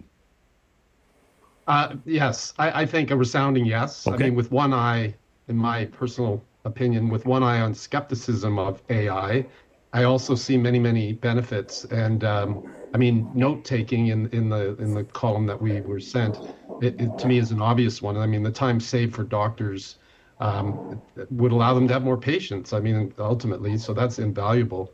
And I wish my medical records from birth were all in one place. The time that I had to have stitches or, I mean, my doctor has followed up. Have you had COVID shots and so on? But there's no place with everything from birth until death. I assume I had a measles shot, but I don't remember. And the tetanus shot, I think it's every 10 years, but I don't remember when. So I do think it would be very, very good. And I have to think I had the measles shot, but based on my age, it might not have been invented back then. Anyway, I have to think some simple medical procedures will soon be performed by AI. Oh, okay. In the not too distant future as well. All right, great points. Joanne, what about what have you? When it comes to AI, what's your take on the whole thing, especially when it comes to medical records and doctors making use of AI to get their scribing done? So I guess I hate the term. Again, AI just means fruit. You know what? I love fruit. If I asked each of you, you'd say, well, one of you likes oranges, apples, grapes. Right. So first of all, if we're talking about recording tools, which has been available forever, things like Google Docs, Zoom records this. I'm on more machines that record things and transcribe them.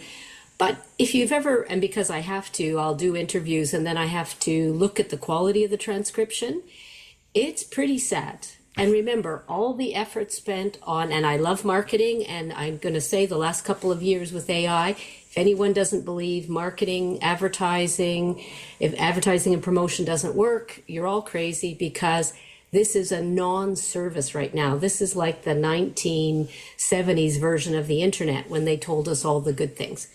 So from a point of view of recording tools, this is not a new thing.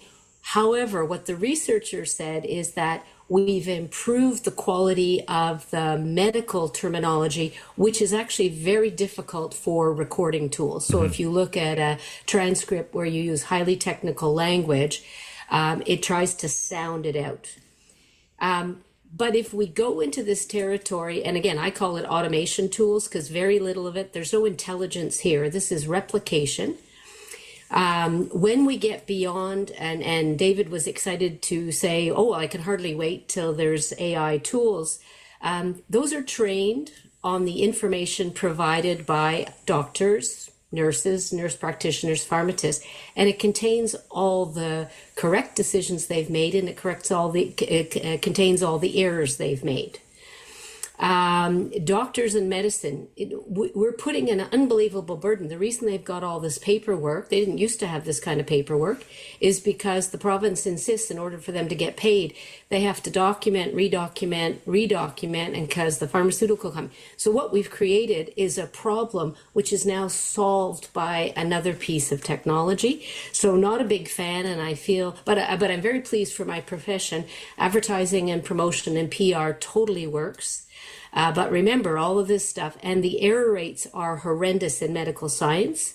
Here's the best outcome. The AI plus the doctor, but it's not AI, it's automation tools. There's no intelligence here.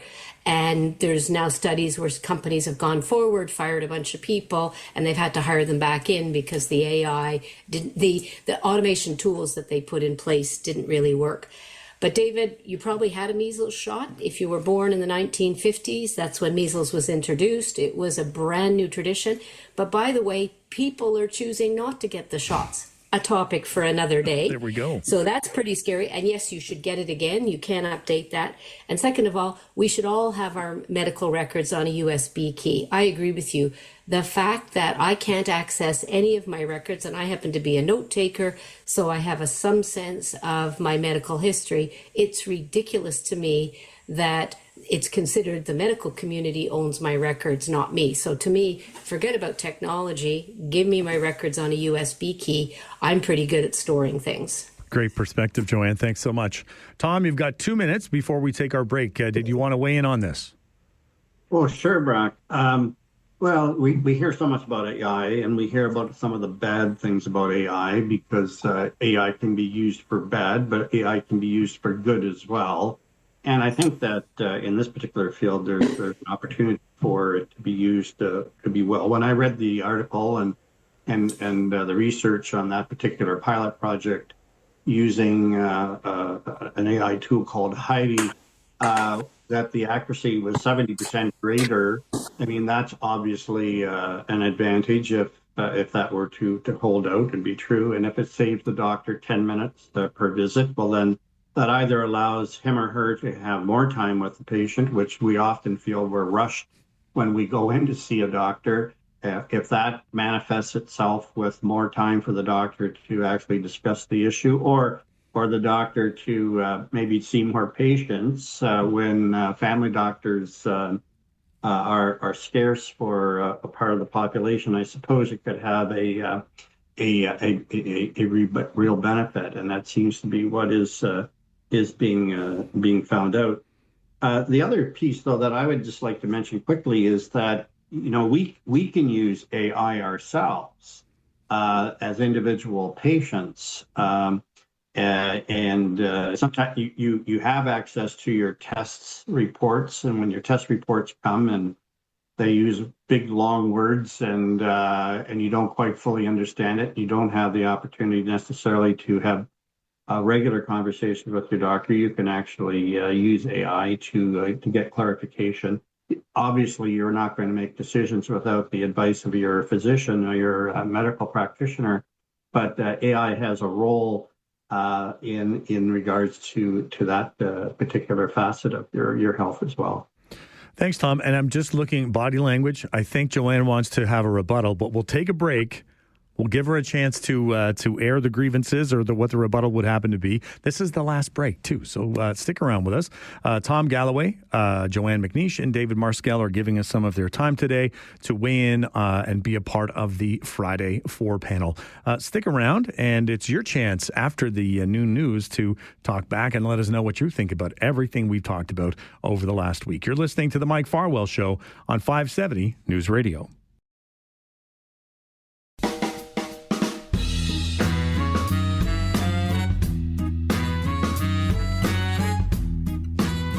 We have a few minutes left before the top of the hour. Brock Greenhalgh sitting in for Mike Farwell, who will be back on Monday. Today, on the Friday 4 panel, we have Tom Galloway, former Region of Waterloo councillor, Joanne McNeish, Associate Professor of Marketing at the Ted Rogers School of Business, and David Marskell joins us as well. He's the CEO of the museum. Before the break, we were talking about how AI has been used as medical scribes and that they're making a big impact. We went around the horn, but I was just reading body language, and I was picking up on a few vibes. Joanne, I want to put it back to you. What's on your mind? Oh, we just need your microphone on, Joanne. That's okay. It happens. Sorry. See, technology. No, I love the pro-innovation bias, which means you guys are all for it and believe all the hype. The province is not going to give doctors extra time to see patients. The issue here is there's too much paperwork. In order to get paid, in order to get drugs approved, they have to do all this paperwork. Paperwork overload is the issue. We don't need something to solve a problem that was created by the very people who are trying to solve it. So there will be no extra time for doctors. There will be no extra time for patients. And what the government will do, let me think of Doug Ford's thinking. Oh, this is great. This will save every doctor 5 minutes per patient. They should be able to see 10 more patients per day. That's how we're going to pay them. So this drive to some illusion of efficiency to save time as if we're going to have extra time, that's not the way the medical system operates. And by the way, this is a problem that could easily stop the deluge of documentation. It's not, some documentation is required. It's beyond anything now. It's absolutely ridiculous. And by the way, this AI is trained on data that contains errors. And the error rates are growing from 40 to 80% completely wrong. And as a patient, I don't want to make a wrong decision. For example, people have been gotten a lot of information about the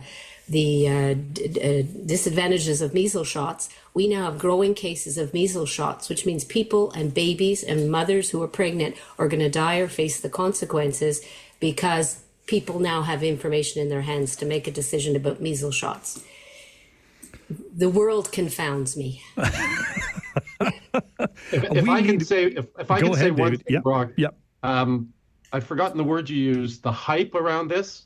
It's not hype, it's reality. AI is here, it's in our lives. You don't even know how much it's in our lives. None of us do. We're being tracked, and we just got to harness it before it harnesses us. But you're talking about it's not going away. No, it's not. You're talking about something that doesn't exist. You keep saying fruit is here, fruit is here. No, we've always had chatbots on Air Canada. I never used the chatbot in Air Canada. They've now encompassed. Excel is considered AI. Technology's been here. Software's been here. This illusion that there's some umbrella. This is artificial intelligence. This is not intelligence. It's the ability to get wrong data faster. That's for sure. That's here. We see it on social media. Now school boards are faced with pulling phones out of the school because these are not benevolent creatures. And most of the PR is produced by 4 major tech companies. And no disrespect, journalists, unlike this radio station, not questioning the data or what's happening. It doesn't work. There's no magical intelligence here. There's devices that do it faster. Do you need to know about somebody's dog any faster than you know about it now? Do you need to be efficient with wrong information? So that's my fundamental disagreement, and I know everyone else is on the bandwagon. I refuse to fall for the trick again. I refuse. And it sounds like to me another show. I think a long one. And then we'll make it the only topic. Listen, I hate to cut everyone off short, but I am 5 seconds away from the news. Thank you all so much for giving us your time today, and enjoy your weekend. Thank you so much. Thanks, folks. That wraps up our Friday 4 panel. And we were listening to Tom Galloway, Joanne McNeish, and David Marskell. And we had a great discussion and lots of things to talk about. At the end, we want to come back and have a conversation around AI again. Don't go anywhere. It's your chance next to talk about whatever it is that you want to talk about. Stay with us. We'll get an update from the newsroom. You're listening to The Mike Farwell Show on 570 Take out the papers and the trash, or you don't get no spending cash. If you don't scrub that kitchen floor, you ain't gonna rock and roll no more. Yakety yak. Don't talk back. Just finish cleaning up your room. Let's see that dust fly with that broom. Get all that garbage outside, or you don't go out Friday night. Don't talk back. It is the 12 o'clock Talkback Hour. This is your chance. You can rant. You can rave. You can smile. You can pull out the soapbox. You can get up on there and tell us what's what. Mary, you get the first crack at it. What's on your mind today, Mary? Hey. Hey. It's kind of personal. You've done a great job. You've done an absolutely fantastic job. Aw, thank you, Mary. Well, money's accepted, you know. Okay, what I let me see what I can do. I can, all right. We'll just slip okay. 20 under the door. Anyway, I just wanted you to know that my husband's son is Alex Coffey. Oh, okay. And you know him. Yes, I do. And you've been at a party, 50th. Don't believe everything you heard about that party. Well, I didn't hear nothing. Okay, good. Let's keep it that way. Hey, mum's the word. All right, I'll slip you another 20. We'll do it that way, Mary. Yeah. Well, hey, I'm a party animal too. So don't you worry, buddy. Have a great weekend. All right, enjoy the weekend, Mary. Thanks so much. Kyle, I know, Kyle, you had a request for some music. It's going to come up soon. Don't worry. Don't worry, I know. I got a question for you. What kind of partying did you do? Did you do some polka partying? Did you play some flip cup, or did you play some beer pong? Is that what kind of party this is? We played Dutch Blitz. I have no idea what that is. It's a Mennonite card game. We just sit around and played some cards. And oh, that's pretty fun. Yeah. I'm going to a cornhole party tournament tomorrow. So I usually host one. Right on. And my other half, her parents are hosting one, and they always try to one-up us every year. And they're sure they have a band coming up. And I'm like, are you kidding me? I can't afford a band. Like, I can't afford one. What am I going to do? I might as well just put Spotify on, right? That's right. And my neighbors that are coming, they've won it 4 years in a row. So I might as well just be the bartender and just serve drinks all night, you know? Yeah, So I think, and you can pick the music. You can put on whatever you want. You want some Primus on there. You want some Rat, whatever it is you want to listen to. You know, a little bit of Corky Buchek, you know, a little bit of polka, right? So there's nothing wrong with that. But I just want to say, Brock, it's always been a pleasure talking to you, my friend. You said you're back when, in August again? Yeah, I'll be back. I'm going to do one day. It's the August 1st, right before the weekend, the long weekend. And then I'm going to be back for the week, August 11th that week. So, I'm looking forward to it. You enjoy your summer, enjoy the weather, and you know what? It can never get too hot because you'll never have to shovel snow. That's what I always say to my friends. I love it. So, I love it. Enjoy. Thanks a lot, Brock. Thanks, Kyle. Take care. And Andre, what's on your mind today, Andre? There's always something going on. In my head. Huh? That's okay. I just want to say that great sport panel, like usual. I really love Joanne today, and you as a professor, as a teacher, reading her, because she kind of reminded me a couple of weeks ago on the show with David Drew, when they were talking about Linda's passed away. Yes. And I know today was supposed to be music for her, but that's okay because they'll be next week. But Joanne reminded me of her, and I know I'm blind, I can't see it, but she probably had her hands flying here and there about, you know what I mean? Like, you know, even when somebody passes away, and that's what I've learned is, you know, you got to know that we're all going there one day, right? And then you kind of embrace those moments and don't forget those moments. And, you know, like Mike say, you know, be kind to each other. It's a beautiful weekend. We're going camping Monday. So I will try to find a way to listen to him like he's doing right now. He's got his phone down, but he's listening to us because, right, it's his work, it's his passion. But really enjoy you being there, Brock, and hopefully sooner than later we'll talk about if the Eye has a Christmas movie. All right, well, it's a Christmas movie. We can do that and enjoy your camping trip as well. Thank you very much, and line up those pen. Take one. Yeah, I will. I got them. I'm eyeing them right now. Thanks, Andre. Yeah, I was looking at them. There's some pretty sweet pens in here, and I'll I'll do my best not to pilfer them, but I can't guarantee anything.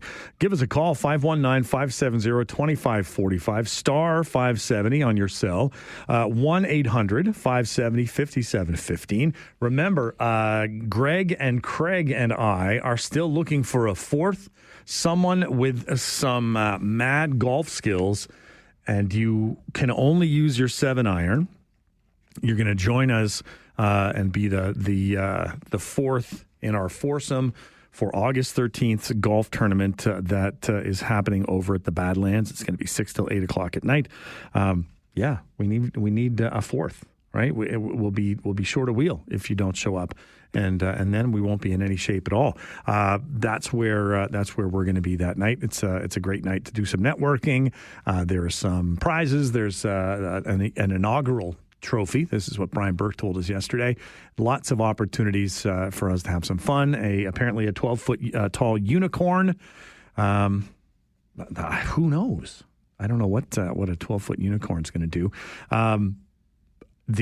As I said before, I'm hitting the road right after the bell at 1 o'clock, and going to make my way down. I hope nothing's getting in the way of Brittle Star making his way to Indigo to get his book signed, or have his books signed, and I would like mine signed by him, and I'll fanboy it all the way along.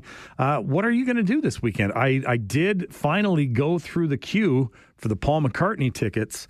By the time I got through there, I said it started off, there was 48,000 people ahead of me. There are still some tickets available. The Paul McCartney show on Friday, November 21st at the TD Coliseum in Hamilton. All they have left are VIP packages, which start at $3,469 each. You can also be right on the floor, right in front of Sir Paul, with the fees and taxes in that as well too. They're all about the same, $3,469. So yeah, not going to be happening. We'll take a quick break, but we want you to stick around. You still have a chance. It's the Talkback Hour. You're listening to the Mike Farwell Show on 570 News Radio.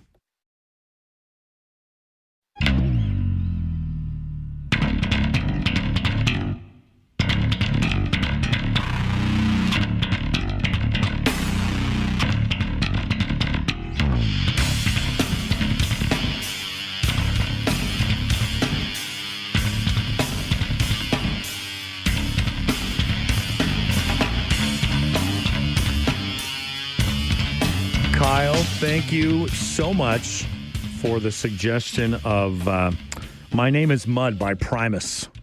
That's a slow song, right? You could dance with someone to that bass line. Who have we got here? Greg, what's on your mind today, Greg? We got your song in. Have you got any update when it comes to golf? I'm waiting.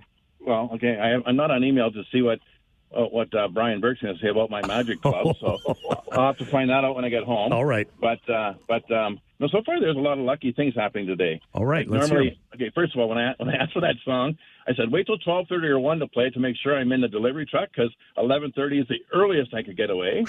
And it just happened to be a day where, yes, I got in there, and a minute later, boom, there was my song, so I did get it. That's good. Yeah, we made sure. We called over and said, hey, get Greg on the road. So, and then, okay, sure. So that's why I don't have many deliveries. Okay. No, and then also I had a one-off delivery. I had to just quickly buzz out for a crucial situation, and I caught both Boston songs from nice. 9:30 and 10, and they're my favorite of all time. There you go. And on that note, Jen just said there's more room for things, so there's more Boston coming up. Just FYI. Okay. So Ron and George have good attitudes, obviously. Yep. So again, just like a little timing thing. I better buy a lotto ticket tonight, because that could be, this could be my day. And then I heard you, talk about Boston, and sounds like you sort of follow them too. So that's all good. There you go, man. Yeah, this is a good day for you. Yeah. So far, like I say, a lot of little things. So now I just need Brian Burke to cooperate. Yeah. And you'll be fine. That could be tough. I'll have to, I might have to work on that, or offer him some beer. Well, he might give you a hard time. Yeah, but I'll put him in his place maybe. But because I'm much better score with that picture that I assume you saw that picture. I saw it, and I know that I did a little. Apparently, those are illegal sometimes on golf courses. That's what I hear, but I'm not about to go on the PGA, so I'm not worried about legalities of it. I've heard that before. A friend bought that in Myrtle Beach years ago. Right. It's a chipper. Yeah. Basically. Yep. And then he didn't like it, and then eventually that was maybe when I started my golf days. Well, if you call it start, I never had the money or time to take it serious yet. But then eventually he said, I can't hit irons. Let me try that. And it's like, hey, this might work. There you go. To this day, I leave the irons at home, and that's my either I wind up, truly chip, or if I'm too far away, then okay, half swing of wood. So you'll see, if this was a real golf round, you would see the most unorthodox game ever. Like a half a bag of clubs. So, I'm looking forward to it. But, so I don't know let me know if we need a ringer for the 4th, and I'll throw some out there. But if all of a sudden the name comes your way, then, like it's whatever. Like I say, I know how to eat and drink after it. So that's, Yeah, and we'll do. They got my donation, so it's all good. Interesting. All right, you get a lottery ticket too. Yeah, I will. I have to now for sure. I'm going to get Lotto Max, and then the extra beer might be on me that day. So all right, it's on. We've recorded that. That's good.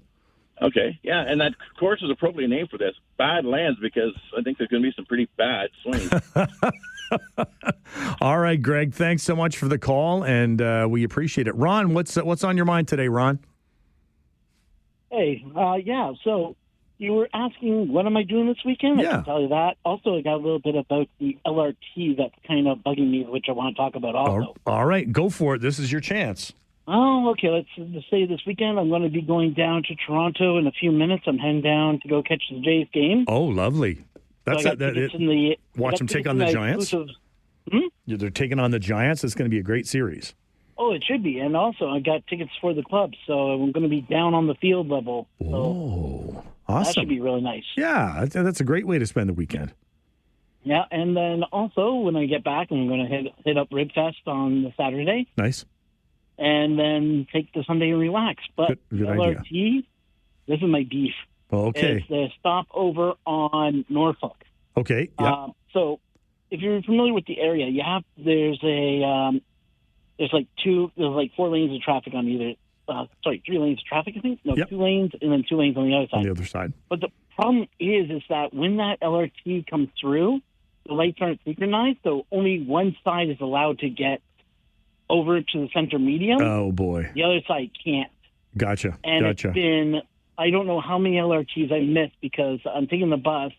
I'm on the other side of Norfolk, and I can't get across, and there goes the LRT.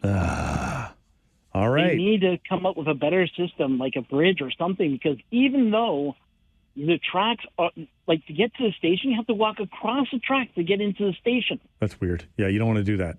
You don't. Yeah, that's not the way to do it. Yeah, so that needs to redesign in the worst way possible. But that's my beef. Well, and that's okay. That's not so bad. You go and enjoy the weekend, Ron, and thanks for the call. Ron's off to Jay's game, so a little jealous. Give us a call. We got to take a quick break, but still lots of space. I know I've got a few people lined up. 519-570-2545, star 570 on your cell. Toll free, 1-800-570-5715. Stay with us.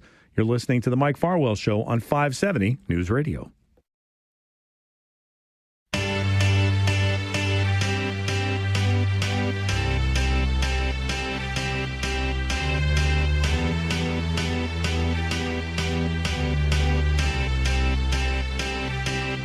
I got a feeling that tonight's gonna be a good night. That tonight's gonna be a good night. That tonight's gonna be a good night. A feeling. Thank you to Andre for requesting the Black Eyed Peas. I got a feeling it's going to be a good night. Woohoo! Grant.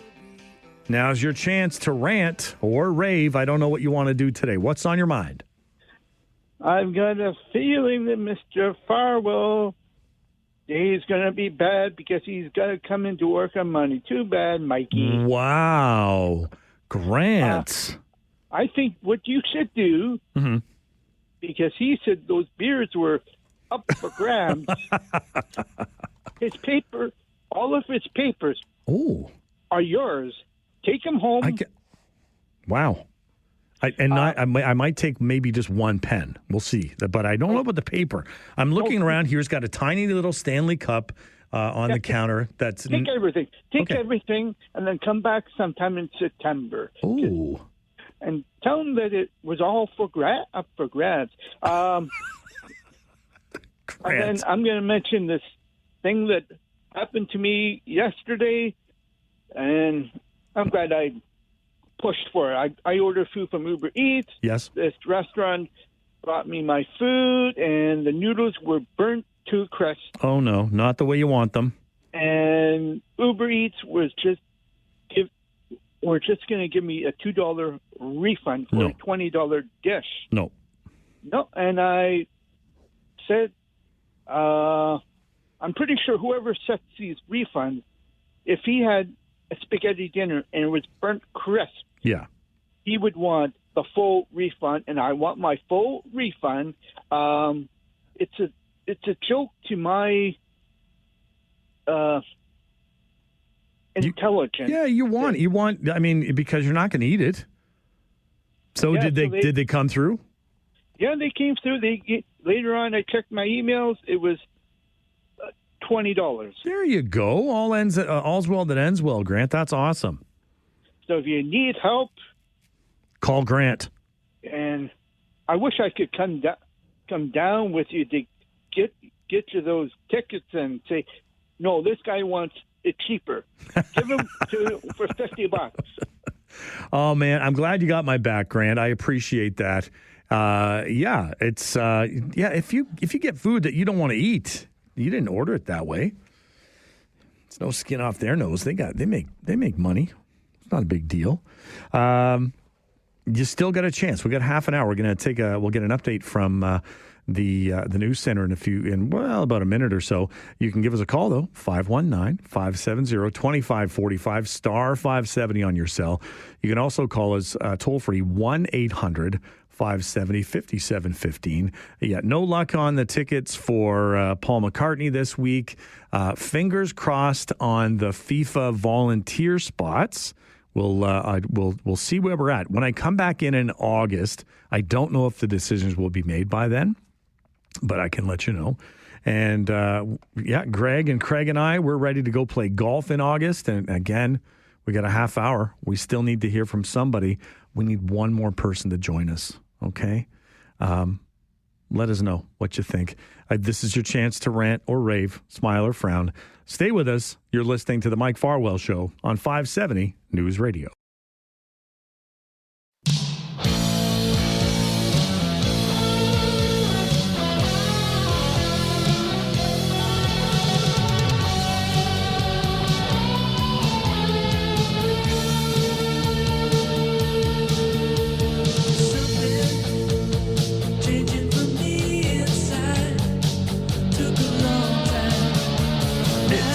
Like we've got a bit of a theme today. Greg suggested a little bit more Boston. I think I like it. That's what happens. You give us a request, we make them happen. All right? We've got a few more minutes left before we get to the top of the hour. In fact, we've got about 25 minutes. We've got time for some phone calls. Terry, what say you this afternoon? What's on your mind? Hey, hi, Brock. Just a quick comment on that news story that just was on just before you came on about the couple that were spotted at the. I guess you'll be hitting the florists and the jewelry stores sometime soon. Oh my goodness! Do some big ass kicking or ass kissing. That I saw that, and I was the face. You just like, oh yeah, they both know they are done for. That is. If you haven't seen the video, I've just posted on mine, and it's the beginning of. What's oh my gosh, that's awful. Anyway, wow. It's a little clip, and it's just perfect timing. The guy just looks like he is just. Well, he's got balls. I'll give him that. But anyway, what a guy! What a guy! But did you say earlier this week Mike was on tour with the Village People? With the New Kids on the Block, I think it was. Okay. Yeah. Well, I think the Village People would be an upgrade. There. But anyway, there you go. I know on your the 11 o'clock 4 roundtable there, yes. You're talking about the AI and medical advice. Mm-hmm. Well, the problem, I think a lot of people go to that because it's probably their only source. I mean, in our no frills universal system, you can't. It's hard to get a second opinion. Well, you're stuck with the original. I don't even have a family doctor. I haven't had one in probably 10 years because the last doctor I had retired, and I haven't found one. No, I think there's people.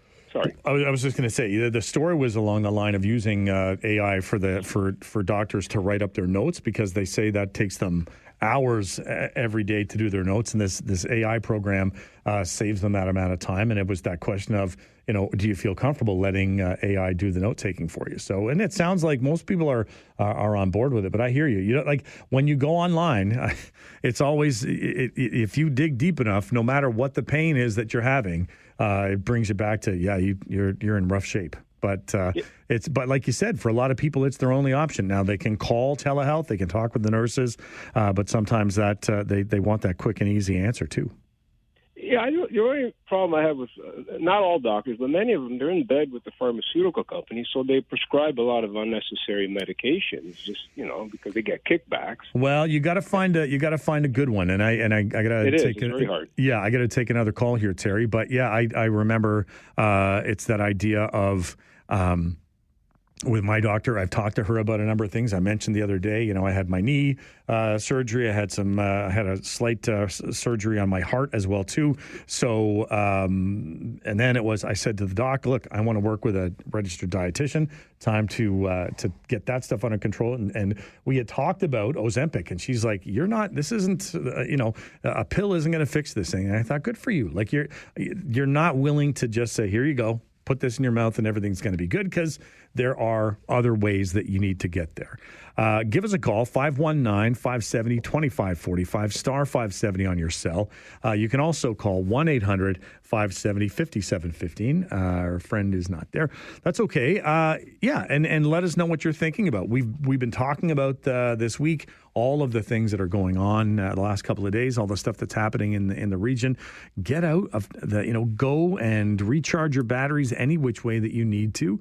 And that point that Terry brought up about this video at the Coldplay concert. I don't know if you have seen it. It is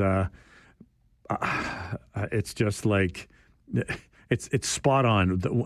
It's like the Kiss Cam, right? And Chris Martin, the lead singer of Coldplay, is saying, okay, we're going to go around, and they zoom in on someone who's it's their birthday. They zoom in on this couple that are cuddling. Well, they're a couple, but they're married to other people. Let's put it that way. And it's the fallout from that is just kind of falling and continues to fall. Who knows what's going to happen there? But it's like that gotcha moment, right? It just happened at that one.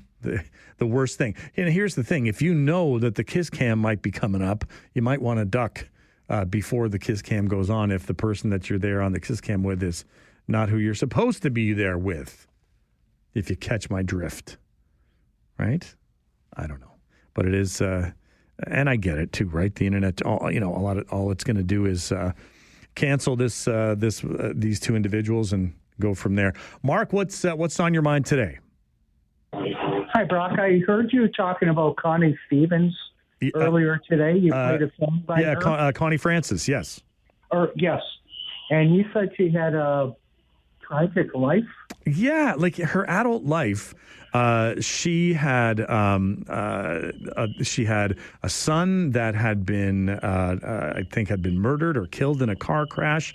She had gone had a lawsuit against a hotel for the fact that she had been stalked and raped in the hotel, and the hotel didn't call the police in, and it just kind of spiraled. So she kind of backed out of the limelight for a number of years, and came back in. Just recently, she's become popular. I know she just passed away, and that's not the reason for the popularity. But a lot of people are starting to use her songs to make TikTok videos.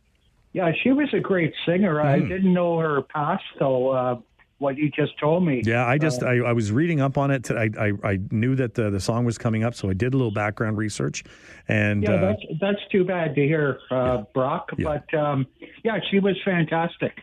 Yeah, and just, they talked about in the 50s and 60s, she was just, she was like bubblegum pop, and everybody, it was just, and it was really Dick Clark that had given her a big break, that he played one of her songs on American Bandstand and got her all the, got lots of airplay there. So, Right. Yeah, but Thanks, Brock. No problem at all, Mark. Enjoy your weekend. You too. Thank you. We'll take another break. Lots of time still to give us a call. 519-570-2545, star 570 on your cell. Toll free, 1-800-570-5715. Stay with us. You're listening to The Mike Farwell Show on 570 News Radio. I can wait another day until I call you. You've only got my heart on a string and everything aflutter. But another lonely night might take forever. We've only got each other to blame. It's all the same to me, love. That was for Jen. Aw. Jen has done such an amazing job answering the phones the last couple of days. She's a huge Paul McCartney fan. I don't think she's as big of a fan as spending $3,400 on a ticket. Anyways. Greg, what have you got as a fourth? I think I'm going to have to rely on you to get, because I don't know anyone else is coming through for us. Okay, all right, let's work on that. But no, just something else occurred to me after the newscast about government cutting tuition funding and all this. Mm-hmm. I just remember, I have no idea, back in my day when I went to University of Waterloo, I just knew what my tab was, and I have no idea if something was funded or worried about it like that. But what stumped me back then was, okay, I had applied for the math faculty at UW, didn't get in. Yeah. And because there's only so many rooms, so I started in the arts faculty, and they said, yeah, take the same math courses, blah, blah, blah. You can maybe then transfer in later if you can get like a 75 in the core courses. Well, and then back then you used to go and check your marks, the final marks on the prof store. Yeah. And I was thinking, okay, there's probably not going to be many non-math students taking these things, but I'm seeing final marks of 16. Did not write the final, incomplete. And I'm thinking, okay, you're letting these people in the math, and you didn't let me in with, because I missed it by like 2 percentage points. Oh boy! But then again, I'm just thinking, okay, what if they then made any kind of funding dependent upon graduating? Like, right. In other words, like, okay, if you have student loans or whatever, say like, backload the thing, like graduate, okay, here, now we'll fund and get rid of, whatever loans you had to take, rather than, okay, whatever's funding, and then people go there and then put in that kind of effort. I know. Like sort of like somehow separate the two and make it payable upon, graduation, make sure their money's more useful. Like, I don't know, just a thought. No, that's a great thought. And I appreciate, I know that, go ahead. Because I was going to say, because maybe things have changed and I'm totally out to lunch, but back in my day, it's like, all right, I don't even know why you're here if that's as serious as you took it. Well, I know for my son, he's at Brock University. Great name. I finally got a sweatshirt with my name on it. There you go. And the deal for his program, he's in concurrent education. So it's a 6-year program. It's 4 years to get your undergrad and then 2 more years for your teaching degree. The encouragement there is if you maintain a certain average, they will reduce your tuition. So you know that going in. So if you can keep your marks at a certain level, then that makes an impact. And again, it's you dangle that carrot in front of you, and it's like, okay, I just gotta. If I'm getting all my marks, I know that I'm not going to be on the hook for all the money, sort of thing. So who knows? That's the same thing to like a partial extent, you might say. Yeah. Kind of like sort of like So in other words, there's an incentive to actually, Yeah, I mean, and that's the thing. You see marks like 17 and you've paid for that course, right? That's the other piece. Like, what did you do, man? I don't know what the tuition was, but my parents had a deal to encourage us, because I'm the youngest of 5, to go to university. They'd go 50-50 on all costs back then, and 3 of us did. So I thought, okay, that's as much as I thought about it. So, okay, summer job, work up my half. And I don't know about if the government was kicking in them back then. No idea. But again, just once I saw there, it's like, geez, why are some of these people here? It's like, No kidding. incomplete in first year calculus. Like, well, okay, I can't see you really improving if that's what you, or a 16 for a final. No, thanks for term showing mark up for the 16 at least. Yeah, so I remember that's what made me laugh back then, but I'm so far removed from it now. That might not be a valid opinion anymore, or things might be different. But again, yeah, just the idea of like, okay, dangle the carrot. That's right. That's right. Reward, not here you go, now go have fun or do whatever you want to do, and exactly. Here you go, have a party, and don't worry about anything else. But, exactly. Well, I appreciate it. I just had a thought just because of like some can be there really on a ridiculous basis. Yeah. And just because back then I was going more like I don't know what I want to do. Well, I'll go to university. It's the thing to do. That's right. Everybody did it. Yeah, exactly. I find direction. So hopefully anybody in these nowadays actually have some direction and are serious about it. But again, if government's kicking in money, track it a bit better. Yeah, exactly. Make sure it's going to somebody that's really needs it and is going to make proper use of it. But okay, I'll work on a fourth golfer. I appreciate it. And probably hit the driving range too. Give it a whirl. Get your illegal your club that you're going to use, and we'll make it work. All right. Enjoy your weekend, Greg. We're looking forward to it. Yep, sounds great. Take care. Bye. Bye. That's Greg. He's one of the team that we've put together. Myself and Greg and Craig. And looks like Greg is going to go and seek out a fourth. And then we got to come up with our costumes, our uniforms. I got a few ideas. We got to take one more break. Give us a call, 519-570-2545, star 570 on your cell, toll free, 1-800-570-5715. Maybe you can have the last word. Stay with us. You're listening to the Mike Farwell Show on 570 News Radio.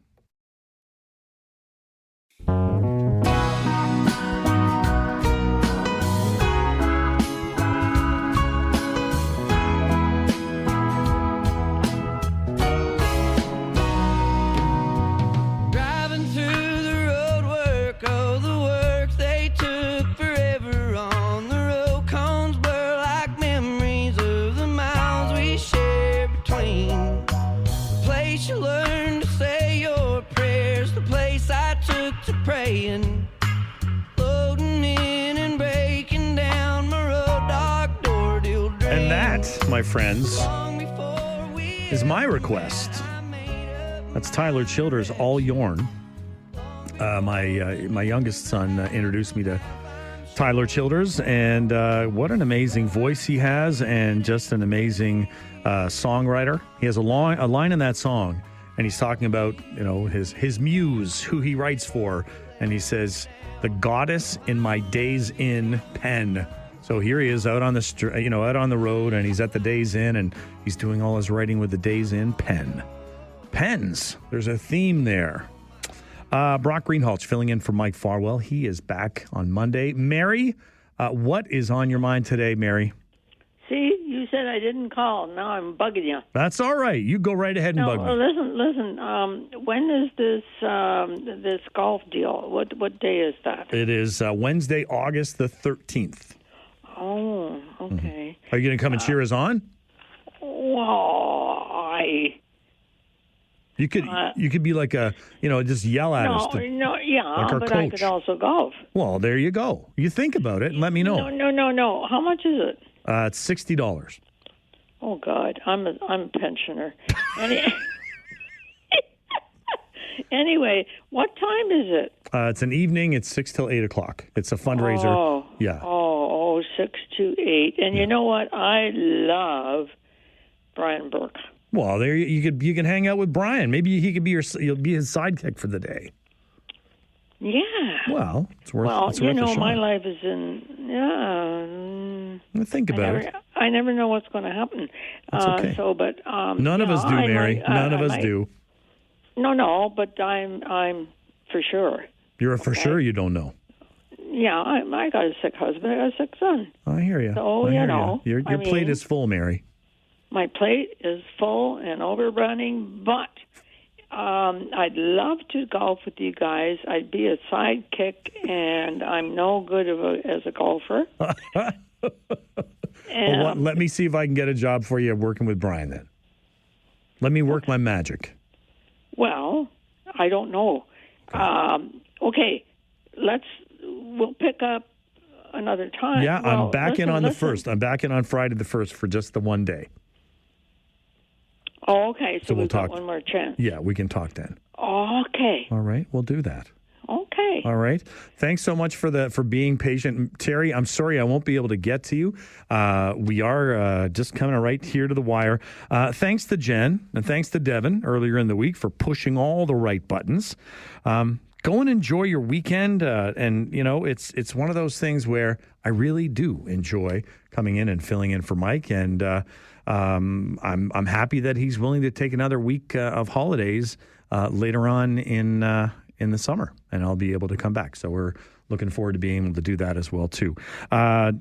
Again, as Mike would say, be kind, everyone. Go and enjoy that weekend. You've been listening to the Mike Farwell Show on 570 News Radio.